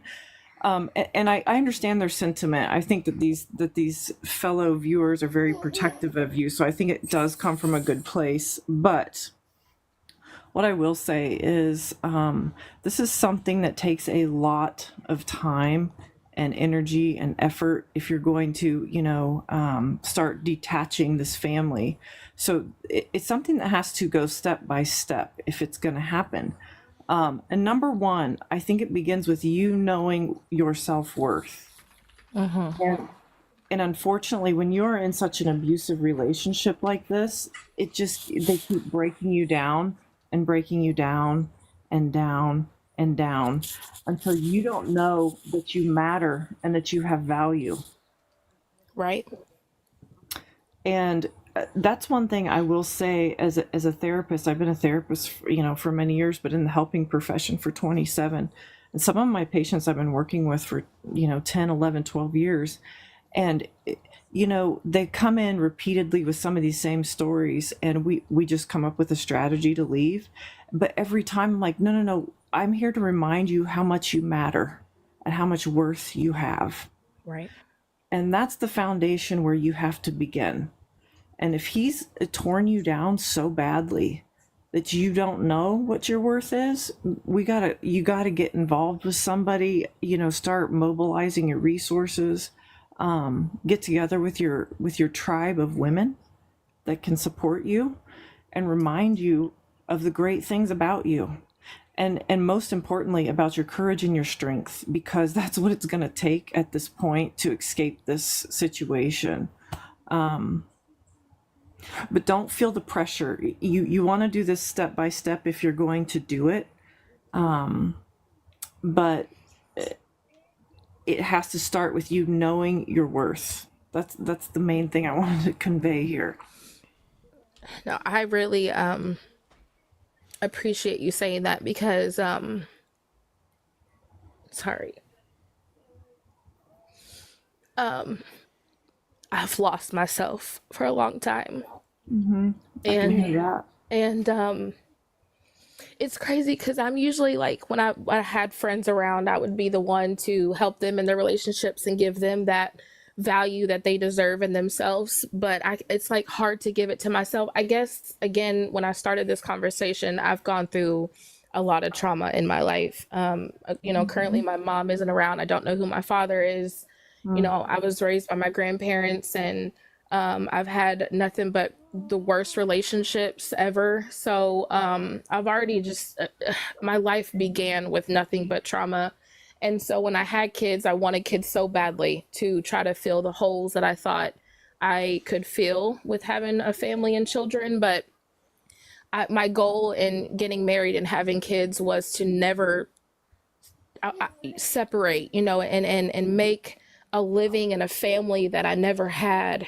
So I think that's one of the problems that keeps me here is I try so hard to make this work so that we have our family, my kids. I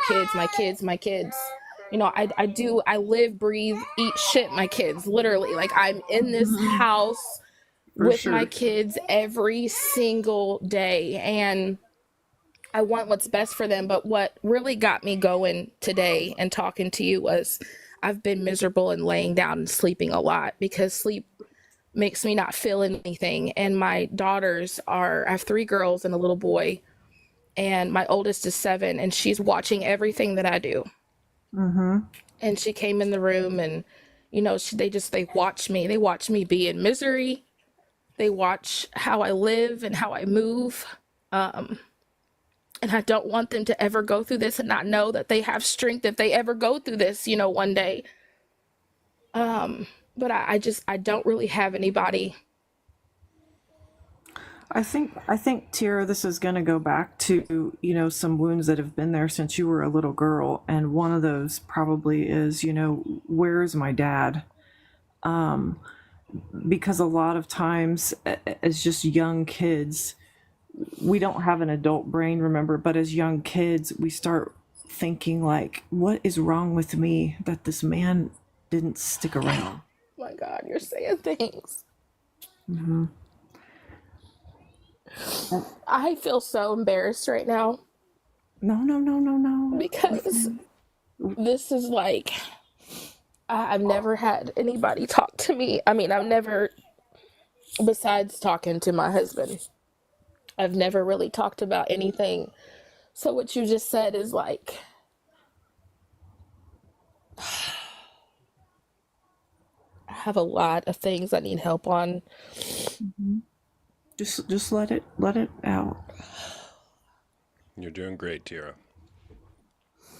It's really hard because I have to feel like I got to stay strong, you know, for my kids. I don't want them to see me so miserable and unhappy. And that's why I said when you come over, people don't even know that we have problems. But Tira, I think you have to ask yourself, what is strong? Because strong is never making a mistake. Strong is never encountering difficulties. Strong and being a really good, strong woman is saying this doesn't align with my value that I have in myself. This doesn't align with my worth. And so I must go. Right. You're right. Absolutely. And I know this. I know in my I'm a very smart person. Again, I know how to give it to other people. I just got to learn how to give that to myself. You know, I'm 31 now. I've come a long way in life. I've learned a lot of things about myself. I just haven't put myself first in a long time. And again, I think that's where I'm at. That's where I'm headed. I don't know where I'm going to go. I don't know where it's going to take me. I'm kind of afraid of it because I've always just been like underneath of him. So I don't know, the independence and just being me and finding out who I am is scary in a way, but also exciting. So I know I'm ready. If I had a key right now to walk out and my life could change, I would do it in a heartbeat. I think that's the problem now for me is how do I get out? I don't want him anymore. You know, I don't want the relationship. I don't want the marriage. I don't see him like I've seen him. I have love for him because he's the father of my kids, but I'm not in love with him anymore. I do not feel like in my soul this is going to work out. I don't want it to work out. I just don't know how to leave, if that makes any sense.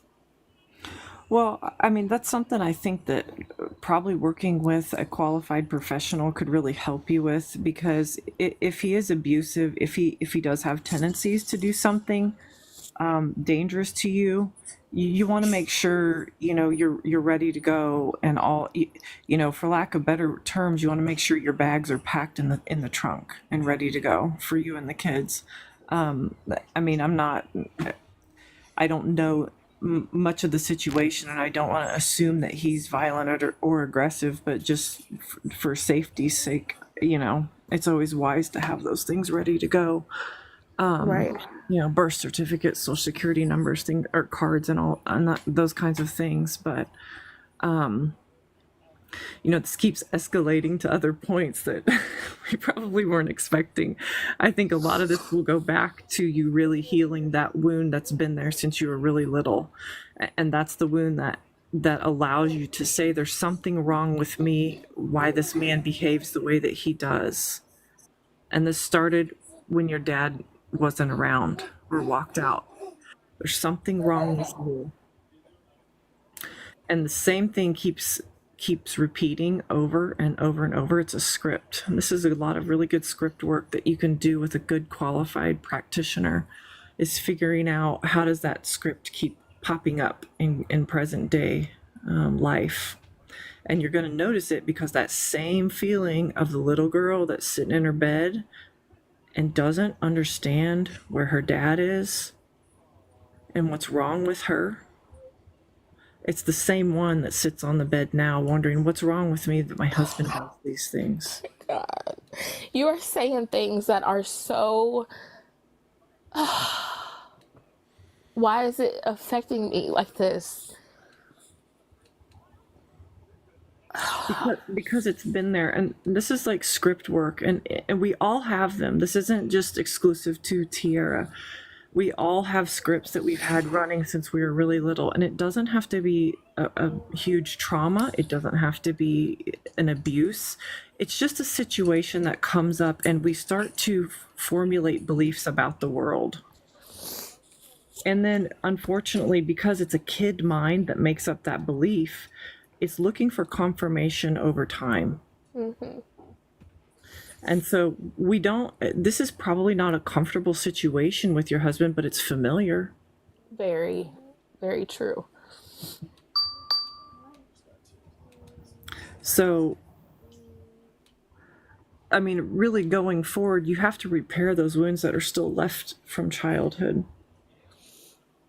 Yeah, I definitely know that I have a lot of trauma because even, I mean, I know I've sat myself down, you know, and I know what I've gone through and how it affects me. And it is playing into my marriage because I hold on to anybody that I could try to, I mean, I just want him to love me. You know, I want to be enough for him. And I always question if I'm not, because when he's looking at other women, I'm looking at myself. And then, you know, and just in general, as you become a mom, you lose things, you know, things change, your body changes. So it's just so much in itself. It's a lot. But I know that I used to always just ask myself, like, why is this happening to me? It's not fair. Why is this happening? Like, I deserve a good man. I deserve, you know, a good life because I've gone through stuff in my life. And but I can't keep dwelling. I think I dwell a lot, and I just stay in one space. But again, I know what I need to do. I know that I have value, and I know that I deserve better. It's just again, I've embedded myself into this so much that it's just so hard to leave. It's so hard to leave, and it's not just like you say, it's so easy where everybody's like, "Girl, get your stuff." You know, I I have a know. whole life I've created with this It's a whole person. family. It is. It is. And So there is no judgment, and there's no expectation on the time that it takes. So don't get caught up feeling in that way, like, oh my, I have to do this, or people are going to judge me or think less of me. No, this is your journey that has to unfold at a time that's right for you right, and your kids, and it'll be a long one for sure. And we don't know what's on the other side, but we can be sure that if you really work on your self-worth and healing some of that stuff, this won't happen again. And your kids get to see that. That's the really cool thing. I've had some of the same journey as, I'm raising two sons, and they saw me get into a bad marriage, and they watched me get out of it. And yeah, I said, look, I don't know what's on the other side, but I promise you, I'll lead you the right way. And so from one mom that really loves and cares about her kids to another, sometimes you have to be very mindful of what they are watching and what they see. right. That's my motivation, truly. I mean, not just for what I deserve, but also what my kids deserve, and they deserve a good mom, a happy mom, and I want to give them that. And I also want them to see that if they ever go through anything in life, that they can also make it out too. And that's where I feel like I'm just going to keep going off of that and keep pushing. Again, I wanted to give my testimony because I know, just like for myself, there's a lot of other people out here that go through these things. And, we got to come together sometimes. And I need people. And even talking to you guys now has helped me a whole lot. So if you're afraid to get on here, don't be, because it is definitely, it's helpful. And it's nice that you've created this community where people can have a safe space to go and talk about what they're feeling. This is a very vulnerable conversation. Gosh, yes. So it's really hard to do this. But again, porn is, it's terrible. It's Tiara, can I freaking ask you a terrible. question? Yes. So you've thank you for sharing, by the way, and Sherry, thank you. 40 minutes, Tiara. Are you convinced yet that maybe there's a path here and there's some resources that can help you? Like Yes. talking to somebody, there's a lot to be Absolutely. learned here. If Yes. there's anything I want you to take away, it's like your act of courage by coming on here has opened up a world of possibilities. Like I said, between here and here, there are so many possibilities in there. And it starts with you believing in yourself, rewiring that script, that story of your life. Right. Well, I greatly appreciate you guys so much. And again, thank you for what you're doing. It really means a whole lot, especially to me. I don't know, I can't speak for everybody else on here, but I can definitely see that there's 231 people watching you. So we all definitely like what Yeah. we're seeing and watching. But Yeah. thank you guys again. Thanks for sharing, Tiara. Thank you, Tiara. Good luck. Thank you. Thank you so much. You guys have a wonderful night. All right. You too. Bye-bye. Bye-bye. Like and share, people. And if you guys want more resources, DM me or go to link in my bio. If you want to join a community, join a group of other people experiencing betrayal trauma, links in my bio for that. Sherry and I did talk the other day about maybe getting her involved more with some of the stuff that I do. It's good to have you here, Sherry. Yeah, it's great to be here. Yeah. How you doing? Man, all right. It's a little late here, but sometimes it's like either my best work or my worst work. It just, you never know what you're gonna get. Yeah, I think that was some pretty good work. Yeah. It's exhausting, and it's just you can feel and sense the pain through the screen. And I know. Tiara, it's just I just want to give her grace and just say, take your time. And in matters like this, it's a very strategic, methodical plan you have to get together. Yeah, for sure. Well, Well, I'm going to bring someone else on. You're welcome to hang out, Sherry, if you want to. okay, I'll be here. All right. Bry's got cash.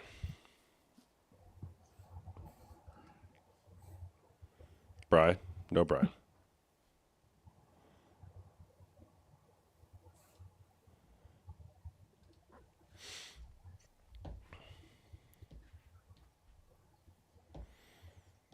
Isla Hill.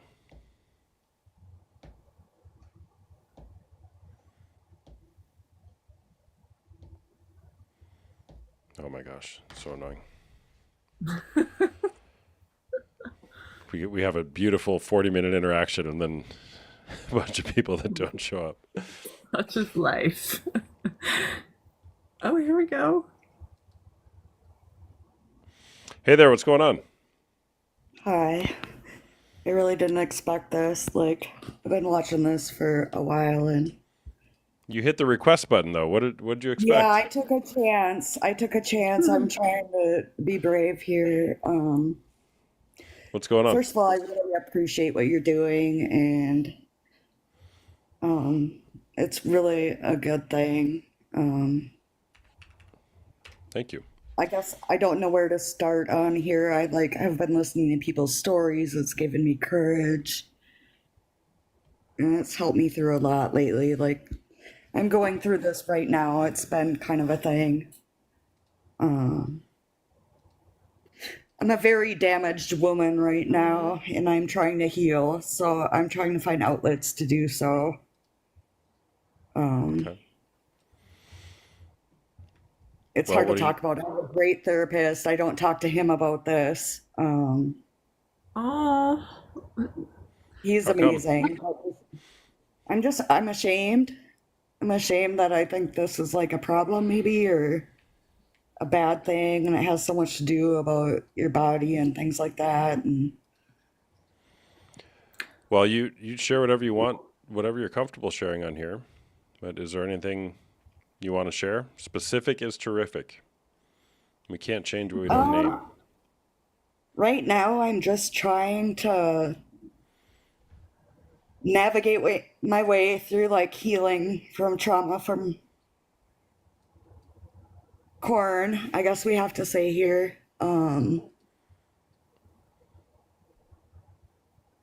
It's damaged me extensively. From a partner who is watching porn? Yeah, and I picked my whole self apart before that. Okay. Just, I don't know, being with someone, and I don't even know where to start. This is hard to like get through a conversation. That's all right. You're doing great. Um, Look, I can tell there's so much here. All right. And this is not the platform to work through your whole life. Okay. Nope, I'm not doing that. I I got guess that. right now Yeah. Just what's one I'm thing maybe trying you just want to to, know how to work with someone else and get through that with them. Um, what do you mean by that? Work with someone else? who watches porn that I'm with, Okay. and So you're in a relationship currently and your partner watches porn and you're kind of want to navigate through what to do there.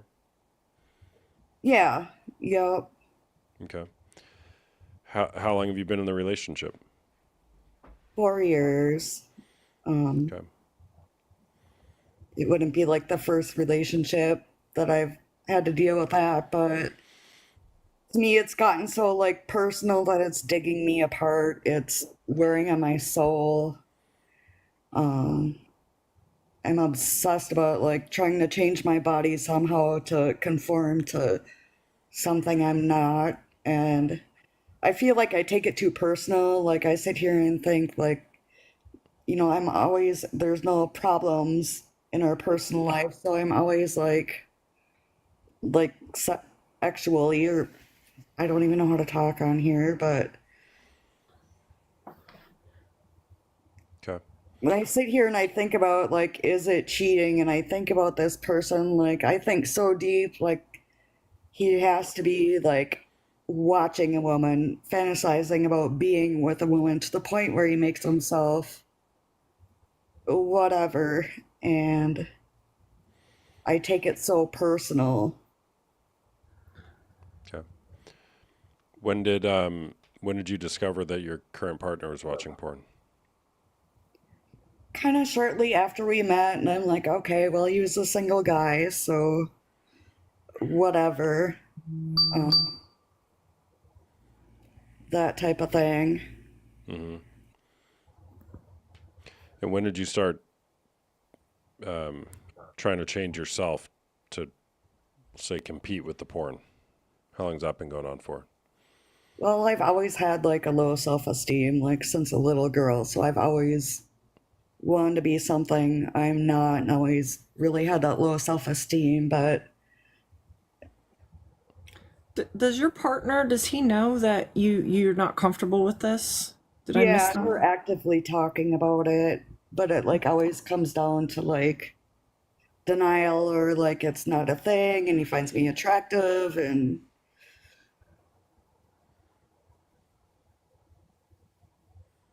oh, it's so hard to talk on here. I thought I would be able to do better at this.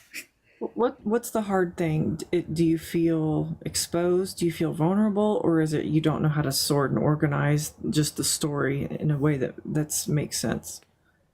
I just really, it's mainly I just pick myself apart so bad. Like, I can't even look in the mirror. Like, I can't find like one single part of my body that I can actually look at. And I'm always looking at other women and wanting to look a certain way, like wishing I could get plastic surgery, like anything. Like, I just feel gross when I'm touched or looked at. Like, I can't even leave my house pretty much.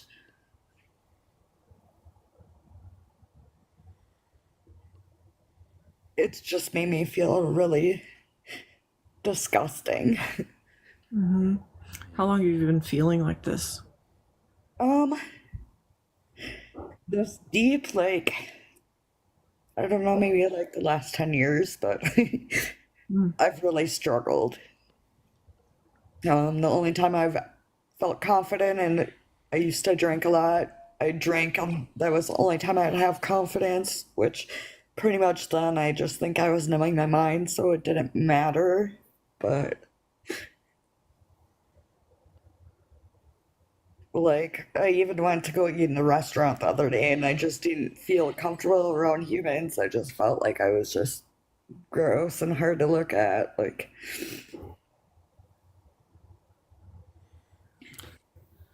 What do you want?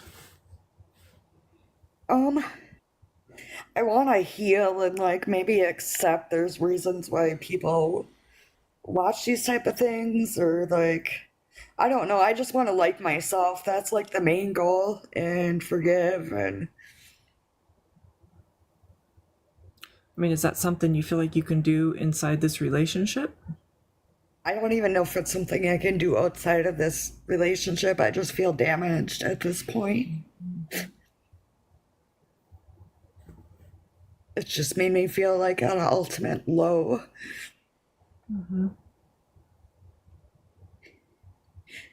Like, I have like big goals and keep like trying to do things, but I honestly have to keep so busy that I don't pay attention to my physical and everything else off. Like, I just have to keep busy. Because if I stop, like, I just can't handle it. Do you remember this feeling at other points in your life before? I do when I was a little girl, but that's like a whole nother life story. Uh-oh, here we go. I had great family and everything else, but I did have bad experiences and shameful experiences at the same time. Have you worked on healing those? Yeah, I've been going to like therapy weekly, like putting a lot of hard work in. It's just, So, I don't know. It's like at this point, I have body dysmorphia. I just like really pick myself apart. well, you're picking yourself apart physically, but you're also deciding like what the therapist can and can't hear, and so to me, this is like really hitting on some issues with vulnerability. I can't believe I'm honestly on here right now. Like, I'm so embarrassed. Like, I couldn't talk to my therapist about this, and he's amazing. Oh, and you're talking to a bunch of strangers, though. It's a little bit different. I don't know. He knows me a little bit more personally, and like, he knows many things. I don't know. I don't even know how I'm up here right now, I guess. I really don't. I guess I'm trying to get as much help as I can right now, and if I can't talk to my therapist, I've just been listening here. And How have relationships been in the past for you? mainly abusive, to be honest. And I grew up in a small town, and my family had like a male dominated business, so there's always attentions like on how you look and things like that. And just being with someone that you feel like you're gonna be enough, but to know like they're in the next room, or like you're right there and they're thinking about someone else, and it really is a mental thing for me. Like, I go through the whole process of what I think they're thinking. What are the thoughts in your head that you think they're thinking? I guess like if you're to give it a play by play, like they would be seeking out their ideal, what they want to look at and who they're attracted to and what turns them on, and in their head virtually have relations with them until the point they satisfy themselves. And it's painful. Yeah, it's that feeling of I'm not enough. Yeah, like I'm not enough, or like just there's a way better version of me, like something I'll never be. And that like maybe that person's just settling, and when they need to like relieve themselves, like I'm just there for that at that point. I mean, I guess my question, and Austin, I don't, you can say whatever. I think it'd be important to hear from a man's perspective too. Like, you know, sometimes we hear the thoughts that we have in our head come out into space, and it's like, oh my gosh, and it's when they enter into the air surrounding us that they become powerful, or that they lose their power. In that, some of the stuff that you're saying is like, can you imagine, like, what would your 80-year-old version of yourself tell yourself?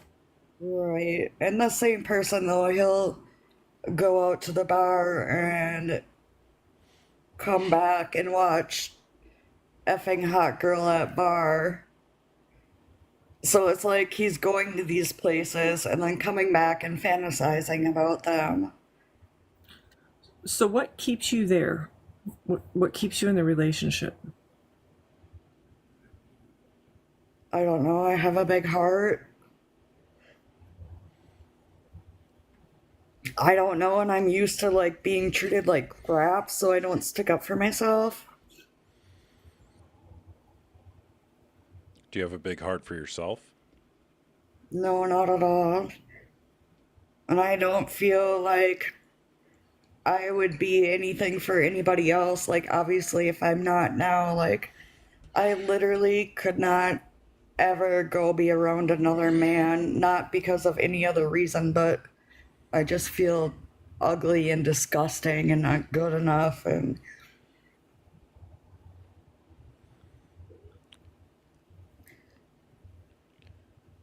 I feel like an idiot. I maybe shouldn't have even came on.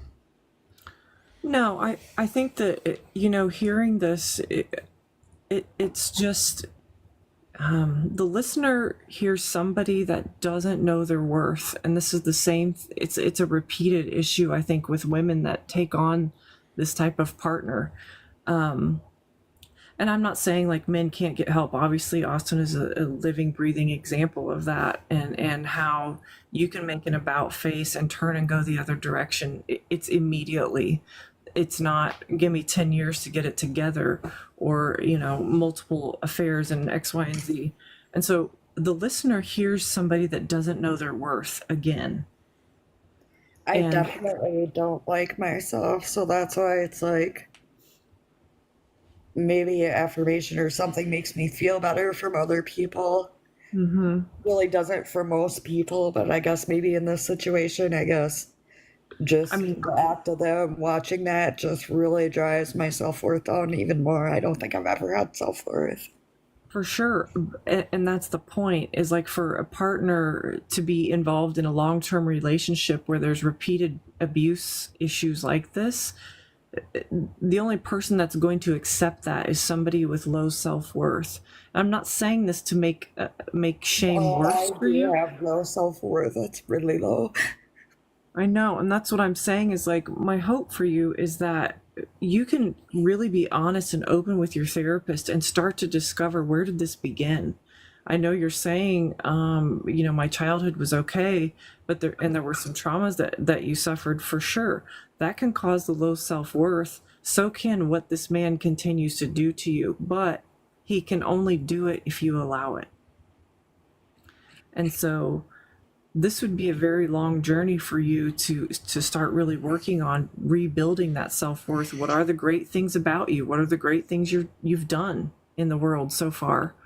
And hopefully you can use that as a foundation to build upon, to reestablish a boundary with this guy that says, this is no more, I can't do this anymore. But And but that's this okay, but I don't think I'm ever gonna like feel okay about myself again. And like well, I've brought up like trauma with my therapist about being child stuff, and it's like I can't talk about topics that are too much for me. I think you can. You're doing it It right makes me here. feel gross though, so I just can't. Like I'd rather just not think about it and just push it away like I have been. It's very uncomfortable. And we want to push it away because it's easier to do that. It keeps us safe. But you're not growing if you're doing that. And you've demonstrated here you can do it. You are doing it right now. I've overcame like so much in my life, but I struggle with myself, like liking myself and respecting myself, and it's so hard. Yeah. What have you overcome? I'm curious to hear. Just a lot of trauma.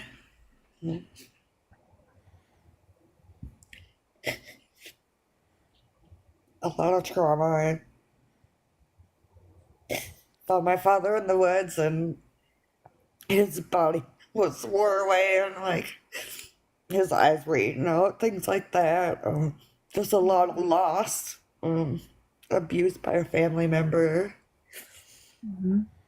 Just a lot of death and abusive relationships. I had a traumatic brain injury 4 years ago from domestic abuse, and I had to relearn how to walk, talk, and everything again. So I'm trying to build myself up, and I didn't remember a lot of things in my life, and now things are coming back. So I'm like having to deal with them and relearn things.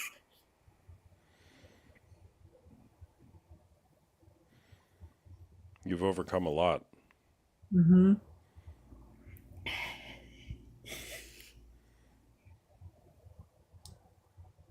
I don't know, like after everything I've been through, I don't know why corn is so hurtful. Well, it's because, and I don't know your name, honey, but I mean, it's because human beings are built for connection with other people. We weren't meant to live by ourselves. We weren't meant to live isolated and alone. I just feel like, am I being jealous or just ridiculous because I have low self-esteem, or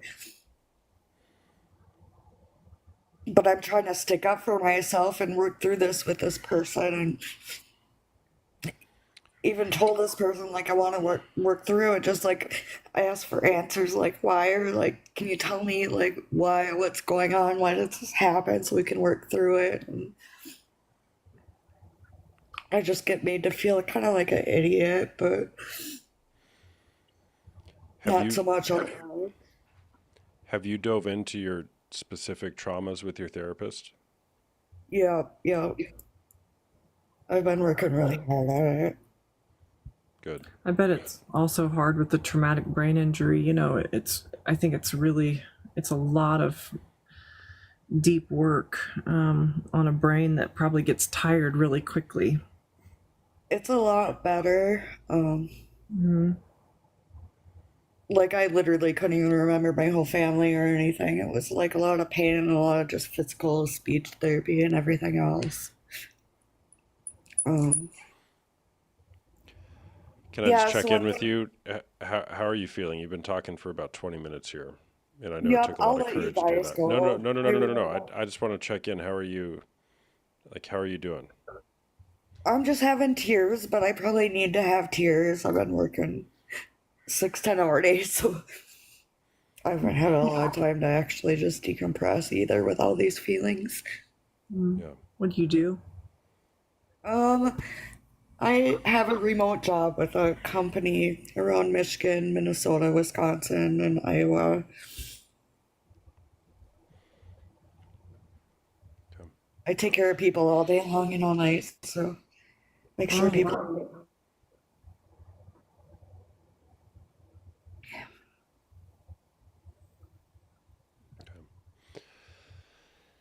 Well, what do you, if you're wanting to continue unpacking things in a more vulnerable way with your therapist, can you think of some ways you can do that as you continue doing the hard work that you're doing? Yeah, we talk about so much. I just don't know how to say. Like, it's hard for me to talk about like sex stuff, no matter what. Yeah. Not like in a regular fashion, just when it is in like abusive or disturbing ways. Do you have an outlet for community and connection to really talk about things vulnerably outside of your therapist? Oh, I have so many connections, like since my TBI. Like I have doctors and therapists and people that still come to my house every week. Like, I have so many great people in my life. This is one thing I can't talk about. And I don't know, like, how to make it make sense in my head and get past it, I guess. And, like, without even involving the other person, I don't know how to heal myself from the damage it's done. Like, I don't know what my first step is or where to go. I think, I mean, just personally and professionally, I think your first step is to go sit down in your therapist's office and say, there's something else I need to tell you. And this is going to be a very vulnerable day for me. And I hope that you will accept me and care for me anyway, which your therapist will. He's amazing. He knows so many vulnerable things. It's like, this is just kind of different. I don't know why I see it as being different, but I guess it's just kind of a subject that everyone feels is like taboo. And you might feel too like maybe you're going to disappoint him, or not that. It just makes me feel gross. yeah. I think that would be the first step in saying, you know, I just realized when I let some thoughts out of my head and kind of put them into space, I realized like I need to do some very deep work on improving my self-worth and learning that I have value. And he like knows I have so many deep body issues and just battled with depression for so long. Like, it'd probably be one of the things that would help me most in telling him, like, to get through it.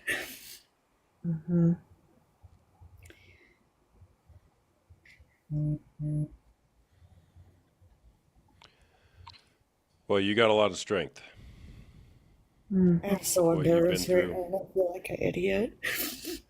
You have a lot of strength, and you know I like to say we got to fight for those tears, because the tears are healing, and they're pointing us to something else. There have been so many amazing women on here that I just admire so much. And it has helped me so much, and you have too. Yeah. Well, healing doesn't occur until it's witnessed empathetically. And the more you can courageously do that in the right context, it will hopefully move you in the right direction. Right. Thank you for sharing. Thank you. I'm gonna let you guys go. Thank you, honey. All right, take care. All right. They're just it seems to me like there's a theme too with a lot of women, like you just get to this numb place where, and in that numb place is like I don't necessarily want to leave the relationship, or I don't know how to get out of the relationship, but being in it hurts too bad. Yeah. Sarah Elliott, how's it going? Hey, you guys didn't give me a chance to breathe after all that. Do we need another breathing exercise? I need another breathing exercise. That was a lot. That was a lot. 3 deep breaths. In through the nose. Out through the mouth. Out through the mouth. I was doing it improperly before. In through the mouth, out through the mouth. All right, you've been on here before, Sarah. I have, and I'm not joking, but yes, that was a lot. Yeah. So I hope she's getting every help she needs. But yeah, I was on here last night, I think. Okay. And I just saw somebody in the comments today saying that porn keeps them from cheating, or porn keeps people from cheating. I saw that comment too. Yeah, and I was like, and I just really wanted to hear both of your, like, I know what you're gonna say already, but like, it just like irked me. What am I gonna say? I already know. I already know what you're gonna say. But well, what I would say to that is, I would say, hey, bro, you want to come on and tell us more about that? That's what I would say. No, I think it comes from a place of hurt and a place of naivety, and obviously, given the context of this live, a place of clueless. Read the room, bro. Right. I don't agree with that. It's, watching somebody else masturbating to another person that's not your spouse, seems like cheating Yeah. to me. Yeah. So, Sherry, what do you think? Man, I've got so many thoughts. Like, what would we do if it didn't exist? Right? And what did they do? I mean, I know that It there's didn't exist, right? right, but like, what would you do? And that, like, sexuality is just another form of connection, you know. And I think we're human beings were built for connection. As we turn into adults, that's what it, you know, that's one of the ways to get it is to you know, have sex. Well, what if pornography didn't exist? What would we do? Would we like be, oh, I gotta go find my wife like right now? Like, where is she? Or call her home? Or, well, oh, she's in a bad mood. She doesn't want to. Well, wouldn't that produce the, okay, I gotta figure this Gotta out. find someone else or something. Let's figure something else out, right? Or have a Yeah. conversation about what's going on. God forbid. Yeah. Which, like, I think as another woman, Sarah, you can say, when our men speak to us, it's like if there is like an actual sexual battery, it starts filling up. Yeah. Oh yeah. And so, you know, even if it's something that's maybe not that great to talk about, or it's a difficult conversation, it still is very charging to us as women. You know, so that's always been my question. Well, what would you do if it didn't exist? Yeah. Yep. Well, I did a video on this the other day that this whole situation started because you were avoiding having some conversation about what you were wanting. And now the conversation is very different. But if we go back to that conversation, well, what do you need to talk about? How do you create that connection?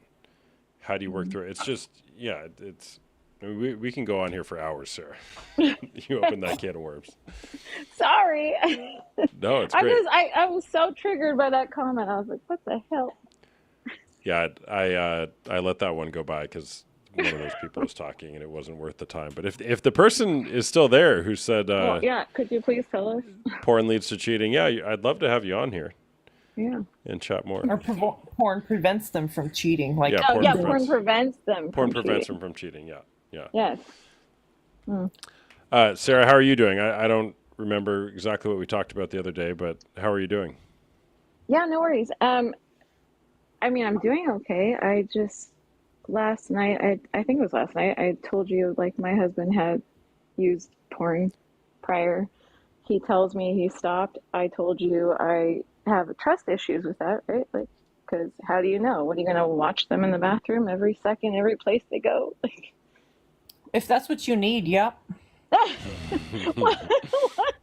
seems weird.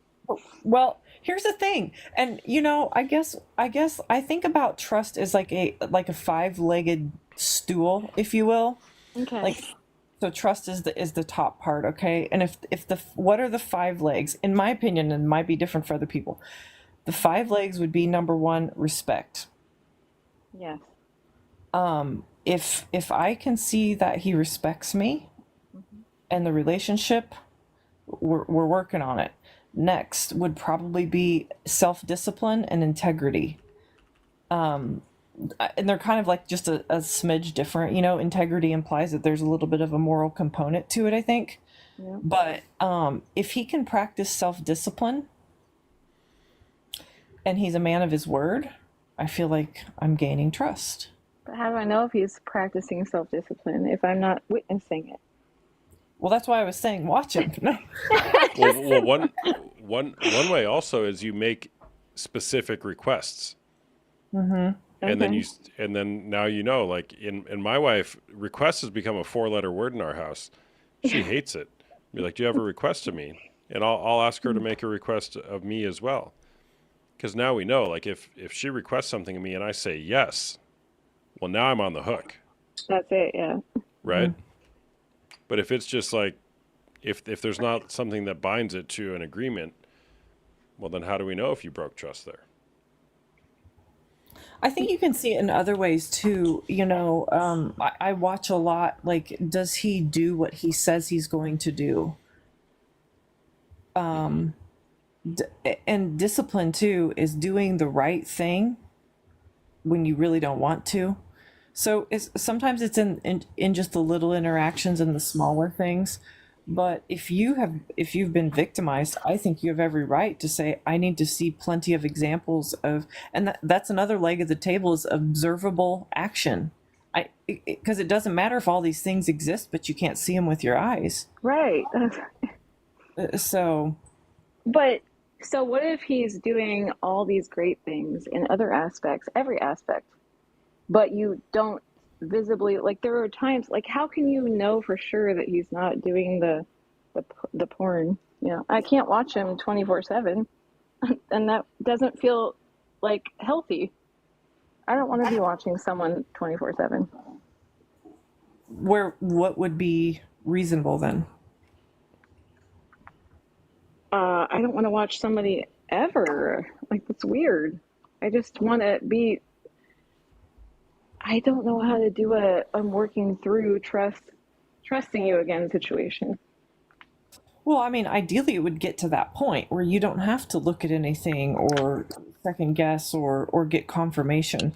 But I think you're not going to get to the spot where you feel trust in your actual heart without having the visual or the observable proof of it. So, yeah, obviously in the end, like, I trust you because we've already gone through X amount of days of me looking at your phone, looking at your browsing history, getting on your computer. I don't know, whatever helps you. I think it's a different thing for everybody. Right. But people don't just get trust for no input. Well, that's what I've been doing. I've just been like, oh, well, you told me you're not going to do it anymore. We're good. But in my mind, I'm like, oh, is he? You know? Well, and that's where knowing what he was doing can be helpful. So then you can ask, okay, well, how can you show me that you're not doing it in the ways that you were habitually doing it? Mm-hmm. Okay. Yeah. Trust but verify. Accountability apps are useful. And even like, like one example I use a lot is people who bring their phone into the bathroom. One way that they can proactively show that they're being trustworthy is to leave the phone in the kitchen when they're going to the bathroom. What if they say you're being a controlling, crazy person for asking me that? Well, an unreasonable response to unreasonable behavior is normal behavior. Yes. Sarah, here's the thing too. We were talking about this the other night in one of the lives. Is like, this is like some of the lies I think a lot of the media is feeding women now. Is that you're insecure if you don't want your man looking at these things, that you're insecure if you check his phone, you're jealous, and it's like the most disgusting form of victim blaming that there could ever be. Yep. Because relationships are built on respect, and that's the highest form of love, is respect. Yep. And respect is like, I mean, if you have respect for me when I'm not around, then I know you really love me and I can trust you. So, right. Yeah, you're right. They're making it like not a thing anymore. Yeah, and it's so that we can continue to feed. Really, it's actually pornography in small doses over and over and over. And if we speak up and say something, or we think it's wrong, then you're insecure. You're weak. You're just jealous. You're controlling. And, I mean, I guess if that's what he wants to label you, just proudly say, yep. What are you going to do about it? What am I going to do at that point? Yeah. But it's really not. And it's about, how can he show that he has respect for you? Yeah. And you need to see that in order to trust him. No, I do. I really hate this topic. I hate that we all have to deal with this topic. I just believe in love, pure connection. I just hate this. And we live on planet Earth. Mm-hmm. Yeah. It's not utopia. No? No, Dang. not in Phoenix, Arizona, at least. I don't know where you live, but Darn. there's realities of the world that we just get to deal with. Right. Well, even though we want it to be different.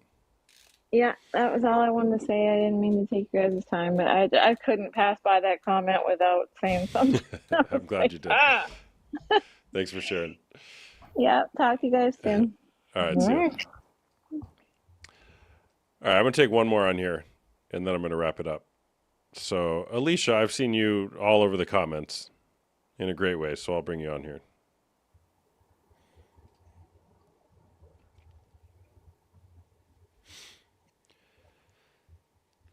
The opposite of addiction is not sobriety, it's connection. Yes. You know who that quote's attributed to, Sherry? I've just always said it. I know you. Who I know. is Well, recently it's Dr. Gabor Mate. You got to be familiar with him. Oh, yes. Yeah, Yes. The Myth of Normal. Mm-hmm. Yeah, there's actually a lot of I mean, I was going to say civilizations like a dingbat, but it's late here. But just communities that are starting to treat addiction through connection. Yeah, well, Hi. It works. Hi there, Crystal. Hey, how are you guys doing? I was up here one other time. Do you remember me? Kind of. Tell me, if you give me a little bit of context, I'll remember you. So I remember it was probably everybody. like a month ago. I remember I was in the swimming pool and you said, "Are you in the bathtub?" Because you heard crickets and water. Oh, I remember that. Yes, I do remember that. Okay, yeah. So I was in the swimming pool because it was late at night. Yeah, you were in the pool. Yeah, I was just going to say that. You were in the pool. Exactly. So I just wanted to just bring a little, first of all, I just wanted to thank you for what you do, this platform. It's amazing. I don't know, you probably get a lot of thank yous, but I'm just going to give you mine too. Cause you just don't see a lot of men out here doing this kind of thing. And so we all appreciate you so much. Secondly, I just wanted to give and speak to the ladies in the comment and also the men and just give the ladies hope. I know it's so hard. And Sherry, thank you so much for your input too. You've been such a help, just you jumped on and you just dove in and you've been so kind and Sherry, so. You're great, Sherry. Thank you. Oh, thank you guys. I love people. I love y'all's journeys and oh my goodness. But you're welcome. Thank you, Crystal. Oh, you're welcome. But yeah, so I was the lady who left her husband. I had 2 children, right? We were high school sweethearts, and he had a porn addiction for many, many years before I found out about it. And then I found out about it, and I really put in 7 years with him, guys. I tried everything. Try to change him in every way. And he would tell me he stopped, and then I would find it again and again. And I became like the private detective, and we were doing, like you said, Sherry, I was on his email and I was on his Facebook and I was on his phone in the middle of the night and all that stuff. So it got exhausting. I became someone I hated. I didn't want to be that. And it was a lot to walk away from him. It took me a lot. There was a lot of hurt there. But I did. I finally did. And I'm remarried, and my husband is not that same guy. And so there is hope out there. I just want to let everyone know that even though it's really, really hard, if you feel like you've come to the end and you've put in all the work that you can possibly do, it can be done, even with children. My children are now 25 and 18. So I did that, and I just wanted to say that to the girls in here. And I also want to address the men in here and say that it's just time to stop making excuses for yourself. I know that most of them want to come and rationalize why they do what they do, but they know deep down in their heart it's wrong. If they're in a relationship and they're not being faithful in that way, they know it's wrong. Otherwise they wouldn't be in here trying to rationalize things, Mm-hmm. That was about all I had to add. Do you guys have any questions? Thanks for sharing. Appreciate it. I do think, Crystal, in that same vein, I do think, one of the hallmarks of addiction is the inability to accept accountability. So true. Yes. And it's really neat thing when a man can say, and I don't think as women we expect perfection. We just expect growth. When a man can say, I've done wrong and I will immediately change things, there's this part of you that's like, oh, I want to have faith in you. And then when they do it, it's like, it makes you even closer, I guess, you know? So, It does. Like I used to tell my ex-husband all the time, come to me. If you're struggling with this, you can come to me. We can talk about this. We can get help. I will, I'm open to whatever it is. Like I used to tell him all the time. I just wanted him to take accountability. I wanted him to be honest. That's all I really wanted. It was something that he struggled with. And at first, of course, I didn't see it as an addiction. I saw it as a betrayal, and that was it, period. But then after years of it, him telling me, like, after he finally opened up and was like, I cannot stop this. You know what I mean? So it was hard. I mean, like that was a difficult time, and I did walk away. I walked away. I had to for my sanity. I had to for my sanity. Takes a lot well, of courage. and for your self-worth. For true, yeah, for sure. Yeah, I Because was I mean, thinking. that's the thing. Yeah, go ahead. I was I'm thinking about sorry. it with trust. Like so many women say, "How do I trust him again?" And I get DMs all the time. How do I trust him again? People out here ask it all the time, and I'm like, I just want to be like, guys. I'm thinking about how do I turn this into a video. The fact that she's asking that question means there's hope. The fact that she's saying, hey, even though you've done this, I'm still wanting to figure out how to trust you again. Exactly. Like that says everything. That's exactly it. And that was where I was too. Like, what can we do so I can trust you again? How am I going to know that when you say you stopped, you've really stopped? And it was never I just remember thinking, I told him, I was like, let's take all the screens and get rid of them. I was ready to get rid of the TV, the computer, the telephones, all of it. But that was, me being crazy. And like, that's the thing. Like, that's crazy. That's crazy. But it's not crazy. Like, if that's what we need to be accountable to one another, let's do it. Let's have a bonfire, baby. I'm ready. Takes two to tango, though. Yeah. Yeah. All right. Well, thanks Yeah. for sharing. You're welcome. All right. Bye-bye. Bye-bye. All right. There's a student named Austin on here. I'm going to bring him on because that's my name. And then I'm done. Yeah, wow, 2. Austin, what's up? Hey man, how you doing? Good. I only brought you on because my name's Austin too. Oh shit, that's cool. What's nice up, to man? meet you. First Yeah. time ever hopping on a live. Not sure how to do this here, but this is pretty cool. How's everybody doing tonight? I had to step out of the bedroom. The wife's sleeping, so. I'm doing good. Thanks for asking, man. What's up? Well, myself, I'm struggling with the whole porn addiction thing, and at first we've been together for like 6 years. It all started just kind of with the whole porn thing. One thing led to another. It was always just talking to girls, and then just this last time, about 2 years ago, I actually hooked up with a girl. I couldn't go all the way, but it was like a second base thing. I'm just on here to kind of, I'm the piece of shit. So, but I just want to put that out there that, like you just said a minute ago about if she's asking, what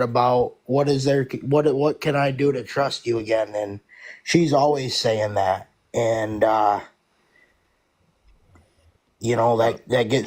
a little bit of hope there. Yeah. It's a hard thing to do. And then there was a few other girls on here that were saying something along the lines of going to the bathroom with the phone. My whole thing with porn being an addiction is, well, are you gonna, with drugs, say, would you send your boyfriend in the bathroom with a needle or a dinner plate full of cocaine? I mean, so what? Say you gotta, no, honey, just leave your phone on the table until a few more times. We'll work our way there. You got to start small. You got to work your way up. You can't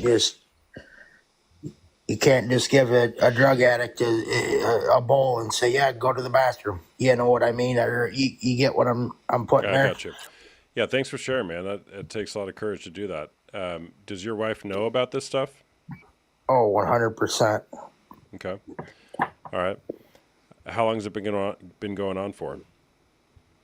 Um, that's what that's the crazy part is it stopped after this last girl about 2 years ago. And what really, really kicks me is I loved her the whole time, but now I have no interest in another female. It makes me sick to my stomach to look at another female. It almost sucks that I don't know how to say it. It had to go that far, but it should have never went.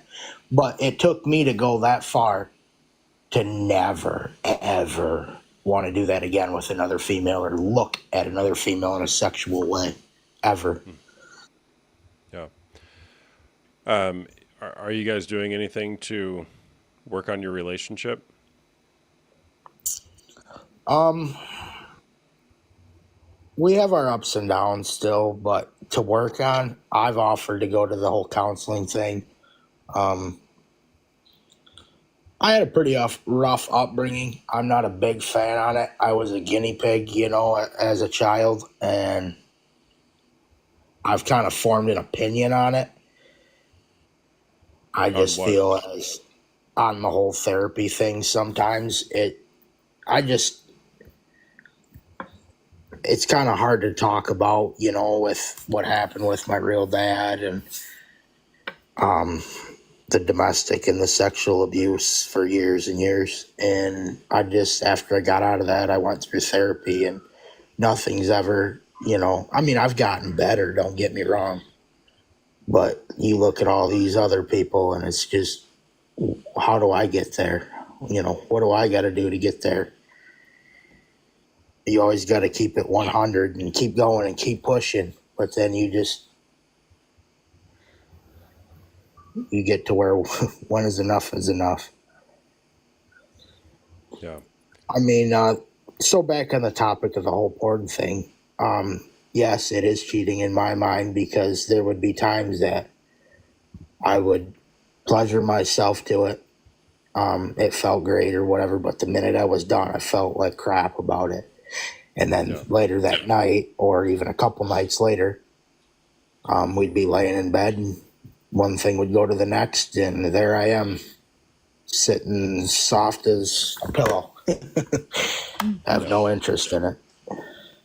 So Austin, just notice. Thanks for sharing that. And notice you touched something real deep there with trauma that you experienced as a young boy, and then you ran away from it. So, well, hold on. Let's talk about porn again. Talking about those childhood issues is you talking about what got you here to the porn use and the affair.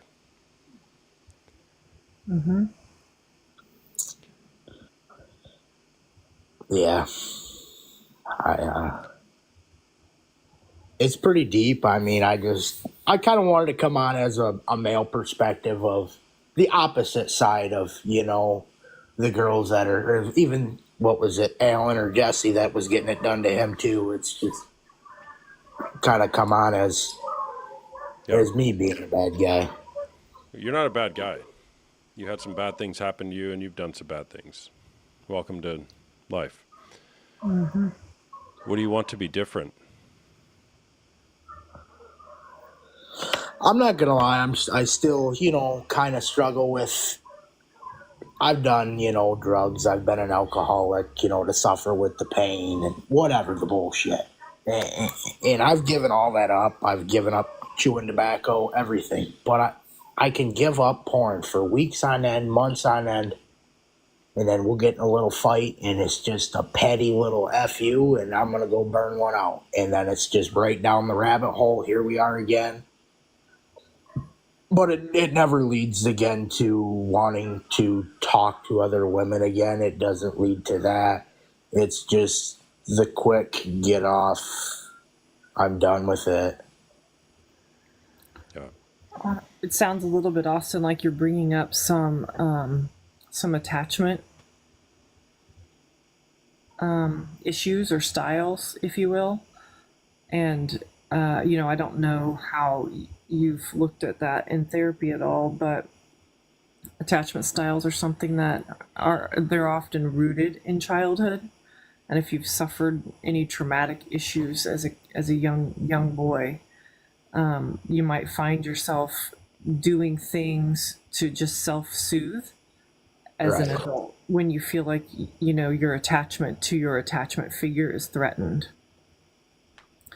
So a lot of times those are just to soothe ourselves and make us feel more comfortable and like, okay, either one, I could be just fine without you, or I'm thriving in my independence, and I will thrive in my independence. And that's something you might want to look into is just trying to figure out what your attachment style is and how to better understand it. Some people, like you're anxiously attached, for instance, get very, very uncomfortable with any time, space, distance apart from their spouse. And in those moments, they will do things to try to soothe themselves. Your avoidants are exactly opposite of that and tend to get very uncomfortable with intense space and intimacy. But knowing when it's in the room is important. Correct. Yeah, I mean, I've been down the addiction rabbit hole of having to go to the bathroom at work on your 15-minute break to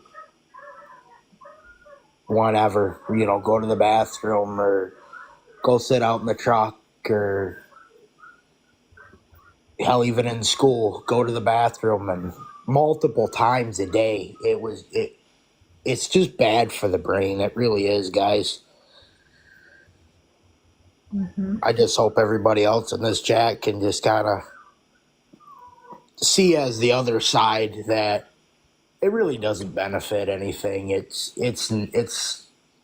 not good. I mean, if you feel that you need to do that, maybe if you and your spouse, I would feel, have that trust and that bond and that connection to maybe not video something, but maybe just an audio, something for you to do if she's out of town for a week or two. So you don't have to go talk or look at another woman online. You could maybe listen to you guys when she's out of town for weeks or something else that involves you two, because it does nothing but break you two apart. Austin, It's yeah. oh, go ahead. It's the midnight cries. It's the 3 a.m. Got to go to Taco Bell and talk till 6 o'clock in the morning, and then you're right back in the truck or you're right back at the bank and making money at 7, 8 o'clock in the morning going to work. It's that no sleep. It's that up all night. It's that no trust. It's that she can't even leave to go to her mother's for a cookout while I'm at work without calling me saying, "Hey, what are you doing? You got a girl in the truck?" She don't say that, but I know that's what she thinks. It's that anxiety in her voice. I can hear it. Yeah. And it just stinks, guys. Anybody in this chat, to see someone you love go through that, it makes you feel so low. I'm just telling you, it ain't worth it. Just straight up, it ain't worth it. If you can imagine a future for yourself without porn, what would be possible for you? If I could imagine my future without porn,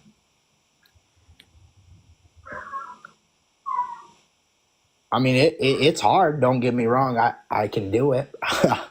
I mean, everybody says that, but like I said, I've quit chewing, I've quit vaping, I've quit smoking, I've quit drinking, but it's just this little shit right here. I can't give it up. I mean, I'll do great for months, and something just triggers me, and then boom, there I am. Yeah.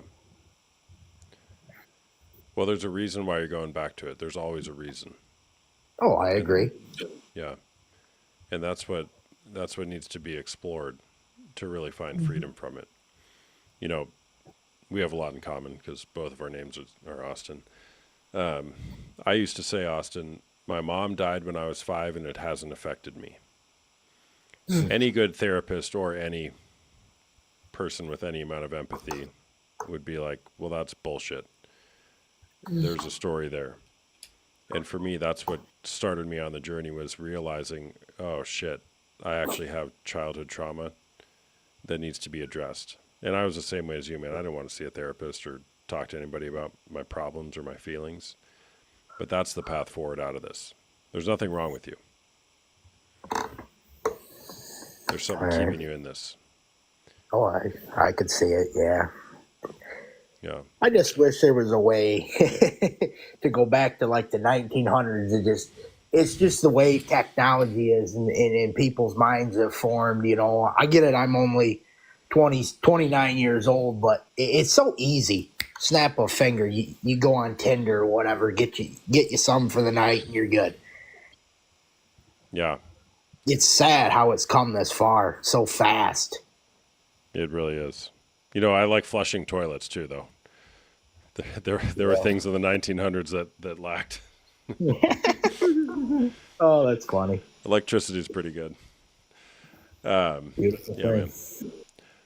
Well, thanks for sharing, Austin. Go to the link in my bio if you want to check out any resources I have or if you want to talk more, okay? Okay. I appreciate it, guys. All right, man. Thanks for sharing. Take care. Thanks. Have a good night. See ya. All right. Fun fact for the night. A friend of mine who's a 5th grade sub asked the class, when did World War I start? 5th graders, when did World War I start? And she got answers like 1985. Oh, wow. I was born in 1985. Wow. Yeah. Back in the days, that's what my Way kids back say. in the Back day. in the day. Was it just Yeah. black and white for you, Mom? I'm like, you know what? It's going to be black and white for you, buddy. Yeah. All right. Well, thank you, everybody. Sherry, thank you for being here. Appreciate it. Yes, Give Sherry a thanks for follow having me. if you guys Yeah. liked having her on here, which I'm sure you did. And Sherry, I do want to talk again. I would love to continue the conversation. Right on. Yeah, Anything you want to yeah, say, Sherry, fine. before we get off here? Parting thoughts? Sherry? For me? Parting thoughts from you. No, just glad to be here. I love the group learning experience and just the group kind of linking hands and saying we're here to do it together, you know. There's just a lot of pain. It's just so much pain. Yeah, for sure. Oh. Power of community. It's so good. I mean, these little interactions, 10, 15, 20-minute interactions, or 40 in Tiara's case. I don't know if you're still there, Tiara. It's so healing. And having the space to do that is not common. Having a space to be seen and known and heard in a trustworthy environment. This is not a safe space, guys. There is no such thing as safe spaces. Read the comments. This is not a safe space. But this is a very trustworthy space. All right, I can't control what's going to happen here. But I appreciate everybody with coming here with the vulnerability that you do and the courage you do to name things that need to be named. I'll answer that in a second when I go live. So thanks for being here, Sherry. I'm gonna kick you off here and wrap it up. Yep. Thanks for your Take work. care. I'll see you soon. Yep. By the way, I'm a coach. I do one-on-one coaching as well as group coaching, both for men dealing with porn or sex addiction and women dealing with betrayal trauma. You can schedule a discovery call with me in my bio.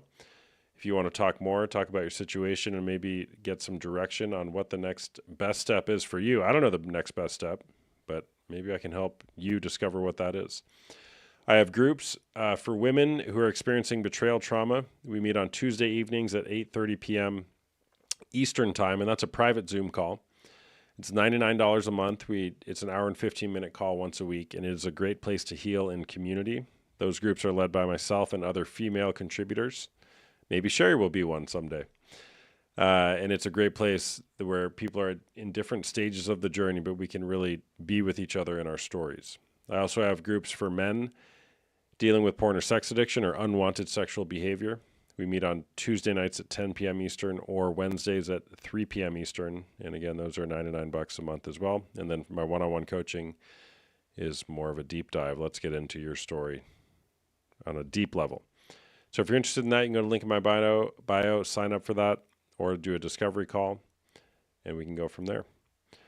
I am somebody asked, when am I going to go live? It's become very apparent to me that I do need to have a schedule. I don't want to have a schedule because I like just turning this on whenever I want to. But I next will go live on Tuesday night at midnight Eastern time. That's after my group calls. Tuesday night at midnight Eastern. I'll put this in my bio eventually. And I'm going to do one during the day on Thursday at 4 p.m. Eastern time. And then another one Saturday night at midnight Eastern. So Tuesday and Saturday at midnight Eastern, and then Thursday at 4 p.m. Eastern. That'll be the rest that I have for the week. My schedule, it'll be different every week, but I'll post it at the beginning of the weeks. So, as always, make it a great day or not. The choice is always yours. And until next time, we'll see you later. Bye-bye.